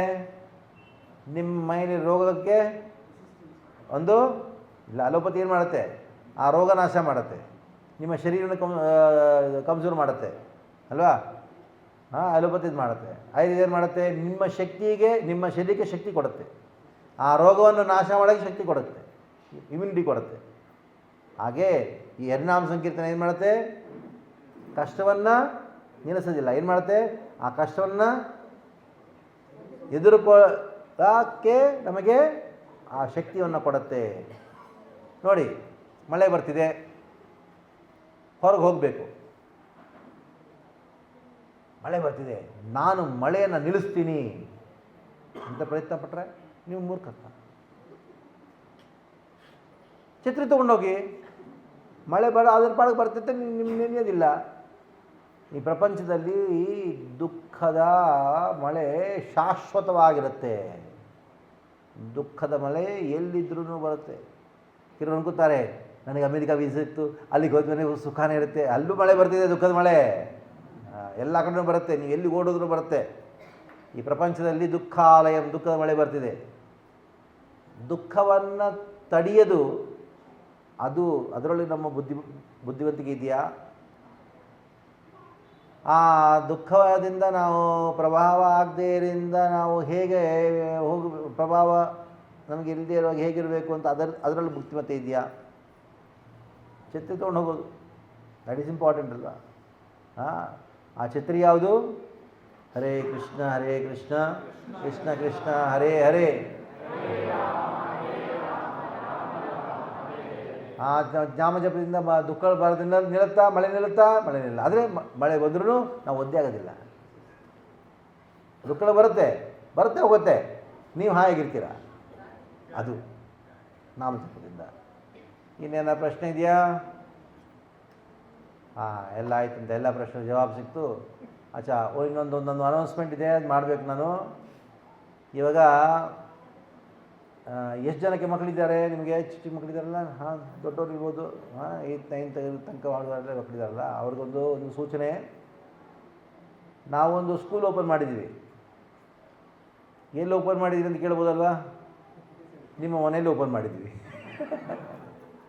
ಹೋಮ್ ಸ್ಕೂಲಿಂಗ್ ಅಂತಾರೆ ಅದನ್ನು ನಾವು ಓಪನ್ ಮಾಡಿದ ಹೆಸರು ಸುಸುಖಂ ಈ ಸ್ಕೂಲ್ ಅಂತ. ನಿಮ್ಮ ಮಕ್ಕಳನ್ನ ಸ್ಕೂಲಿಗೆ ಕಳಿಸ್ಬೇಕಾಗಿಲ್ಲ. ಅದು ಸ್ಕೂಲ್ ಅಲ್ಲ, ನೀವು ಕಳಿಸಿರೋ ಸ್ಕೂಲ್ ಅದು ಒಂದು ಕಸಾಯಿಖಾನ. It is slaughter house. ನೀವು ಇವಾಗ ಹಸುಗಳನ್ನೆಲ್ಲ ಸ್ಲಾಟರ್ ಹೌಸ್ ಕರ್ಕೊಂಡು ಹೋಗ್ತಾರಲ್ಲ, ಹಾಗೆ ಇವಾಗ ಏನು ಮಾಡಿದ್ದಾರೆ ಅಂದರೆ, ನೀವು ನಿಮ್ಮ ಮಕ್ಕಳನ್ನಲ್ಲಿ ಕಳಿಸ್ತಿದ್ದೀರ. ಅವ್ರ ಬುದ್ಧಿಯನ್ನು, ಅವನ ಬ್ರೈನ್ನ ಹೇಗೆ ಸ್ಲಾಟರ್ ಮಾಡ್ತಾರೆ ಅಂದರೆ ನೋಡು, ಹೇಳೋಕ್ಕಾಗಲ್ಲ, ಅಂಥ ಅಧ್ವಾನದ ಸ್ಥಿತಿಗಿದೆ. ಎಷ್ಟು ಒಳ್ಳೆಯ ಸ್ಕೂಲ್ ಅಂದ್ಕೊಂಡ್ರು ಅದು ಅಲ್ಲಿ ನಿಮ್ಮ ಮಗಳು ಏನು ಮಾಡಿದ್ರೆ ನಿಮಗೆ ಗೊತ್ತಿಲ್ಲ. ಅದಕ್ಕೆ ನಾವೊಂದು ಸ್ಕೂಲ್ ಓಪನ್ ಮಾಡಿದ್ವಿ.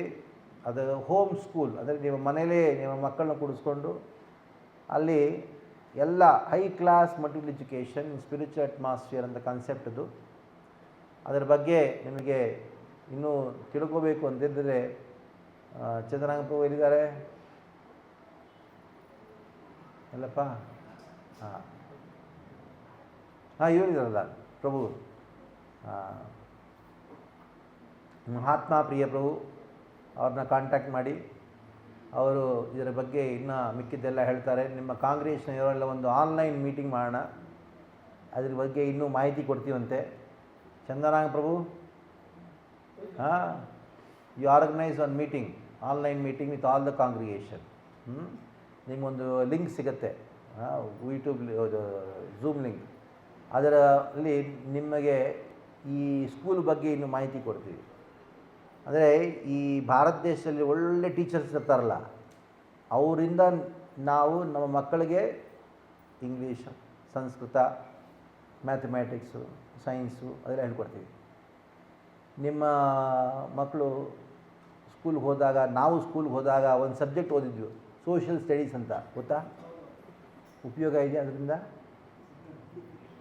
ಹಾಂ, ಯಾಕೆ ಓದಿ? ಹಾಂ, ನಮ್ಮ ಹತ್ರ ಒಂದು ಸಿಲೆಬಸ್ ಇದೆ. ಸೋಷಿಯಲ್ ಸ್ಟಡೀಸ್ ಓದ್ದೇನೆ ನಮಗೆ 10th ಒಳ್ಳೆ ನಂಬರ್ ಬರ್ಬೋದು. ಹಾಂ, ಯಾವುದು ಸ್ಟಡಿ ವಾಟ್ ಇಟ್ ಮ್ಯಾಟ್ರಸ್ ಅಂತ ಅಲ್ವಾ? ಇಂಜಿನಿಯರ್ ಆಗಬೇಕು ಅಂದರೆ 9th ತಾನೇ ನಾವು ಶುರು ಮಾಡಬೇಕಲ್ಲ ತಯಾರಿ. ಅದಕ್ಕೆ ನಾವು ಎಷ್ಟು ಟೈಮ್ ವೇಸ್ಟ್ ಮಾಡ್ತೀವಿ ನಾವು ಸ್ಕೂಲಲ್ಲಿ ಮಕ್ಕಳು ಕಳಿಸಿ ಹೋಗೋದು ಬರೋದು. ಅದರೊಳಗೆ 2 ಸಬ್ಜೆಕ್ಟ್ ಎಕ್ಸ್ಟ್ರಾ ತೊಗೋಬೇಕಾಗತ್ತೆ. ಒಂದು ಸಿಲೆಬಸ್ ಇದೆ NIOS ಅಂತ, ಇಂಟರ್ನ್ಯಾಷನಲ್ ವ್ಯಾಲಿಡ್ ಸರ್ಟಿಫಿಕೇಟ್. ಅದು ಯಾರಿಗೂ ಗೊತ್ತಿಲ್ಲ. 5 ಸಬ್ಜೆಕ್ಟ್ ತೊಗೋಬೋದಷ್ಟೇ, 2 ಲ್ಯಾಂಗ್ವೇಜು, 3 ಸಬ್ಜೆಕ್ಟ್ ತೊಗೋಬೋದಷ್ಟೇ. ಬೇಸ್ ಸಬ್ಜೆಕ್ಟ್ ಓದಬೇಕಾಗಿಲ್ಲ. ಆ ಸಮಯವನ್ನು ನಾವು ಎಂಟ್ರೆನ್ಸ್ ಎಕ್ಸಾಮಲ್ಲಿ ಏನು ಬರುತ್ತೋ ಅದಕ್ಕೆ ತಯಾರಿ ಮಾಡ್ಬೋದಲ್ವಾ? ಹಾಂ, ಅಂಥ ಒಂದು ಪ್ರಸ್ತಾಪನೆ ನಿಮಗೆ ಮುಂದೆ ಇದೆ. ಅದರ ಬಗ್ಗೆ ಇನ್ನೂ ವಿಸ್ತಾರವಾಗಿ ಹೇಳ್ತೀವಂತೆ. ನಾವು ಇದೆಲ್ಲ ನೀವೆಲ್ಲರೂ ವಾಟ್ಸಪ್ ಗ್ರೂಪಲ್ಲಿ ಇದ್ದೀರಾ? ಇಸ್ಕಾನ್ ಮೈಸೂರು ವಾಟ್ಸಪ್ ಗ್ರೂಪಲ್ಲಿ ಇದ್ದೀರಲ್ವಾ? ಹಾಂ, ಎಷ್ಟು ಜನ ಇಲ್ಲ ಮೈಸೂರು ವಾಟ್ಸಪ್ ಗ್ರೂಪಲ್ಲಿ? ಹಾಂ, ಇಲ್ವಲ್ಲ, ನೀವೆಲ್ಲ ಜಾಯಿನ್ ಆಗಿ ಇವತ್ತು. ಹಾಂ, ವಾಟ್ಸಪ್ ಗ್ರೂಪಲ್ಲಿ ಎಲ್ಲರೂ ನಿಮಗೆ ಕೊಡ್ತೀವಂತೆ. ಈ ಸ್ಕೂಲ್ ಬಗ್ಗೆ ಇನ್ನೂ ಮಾಹಿತಿ ಕೊಡ್ತೀವಿ. ಮನೆಯಲ್ಲೇ ಇದ್ಕೊಂಡು ಒಳ್ಳೆ ಭೌತಿಕ ಶಿಕ್ಷಣ ಪ್ರಾಪ್ತಿ ಮಾಡಿ ಆಧ್ಯಾತ್ಮಿಕ ವಾತಾವರಣದಲ್ಲಿದ್ದು ನಮ್ಮ ಮಕ್ಕಳನ್ನ ನೀವು ಬಚ್ಚಾ ಬಚಾವ್ ಆಂದೋಲನ ಅಂತೀನಿ ಬಚ್ಚಾ ಬಚಾವ್ ಆಂದೋಲನ ಶುರು ಮಾಡಿದ್ವಿ. ಅದರಲ್ಲಿ ನೀವೆಲ್ಲ ಭಾಗವಹಿಸ್ರಿ. ಹರೇ ಕೃಷ್ಣ.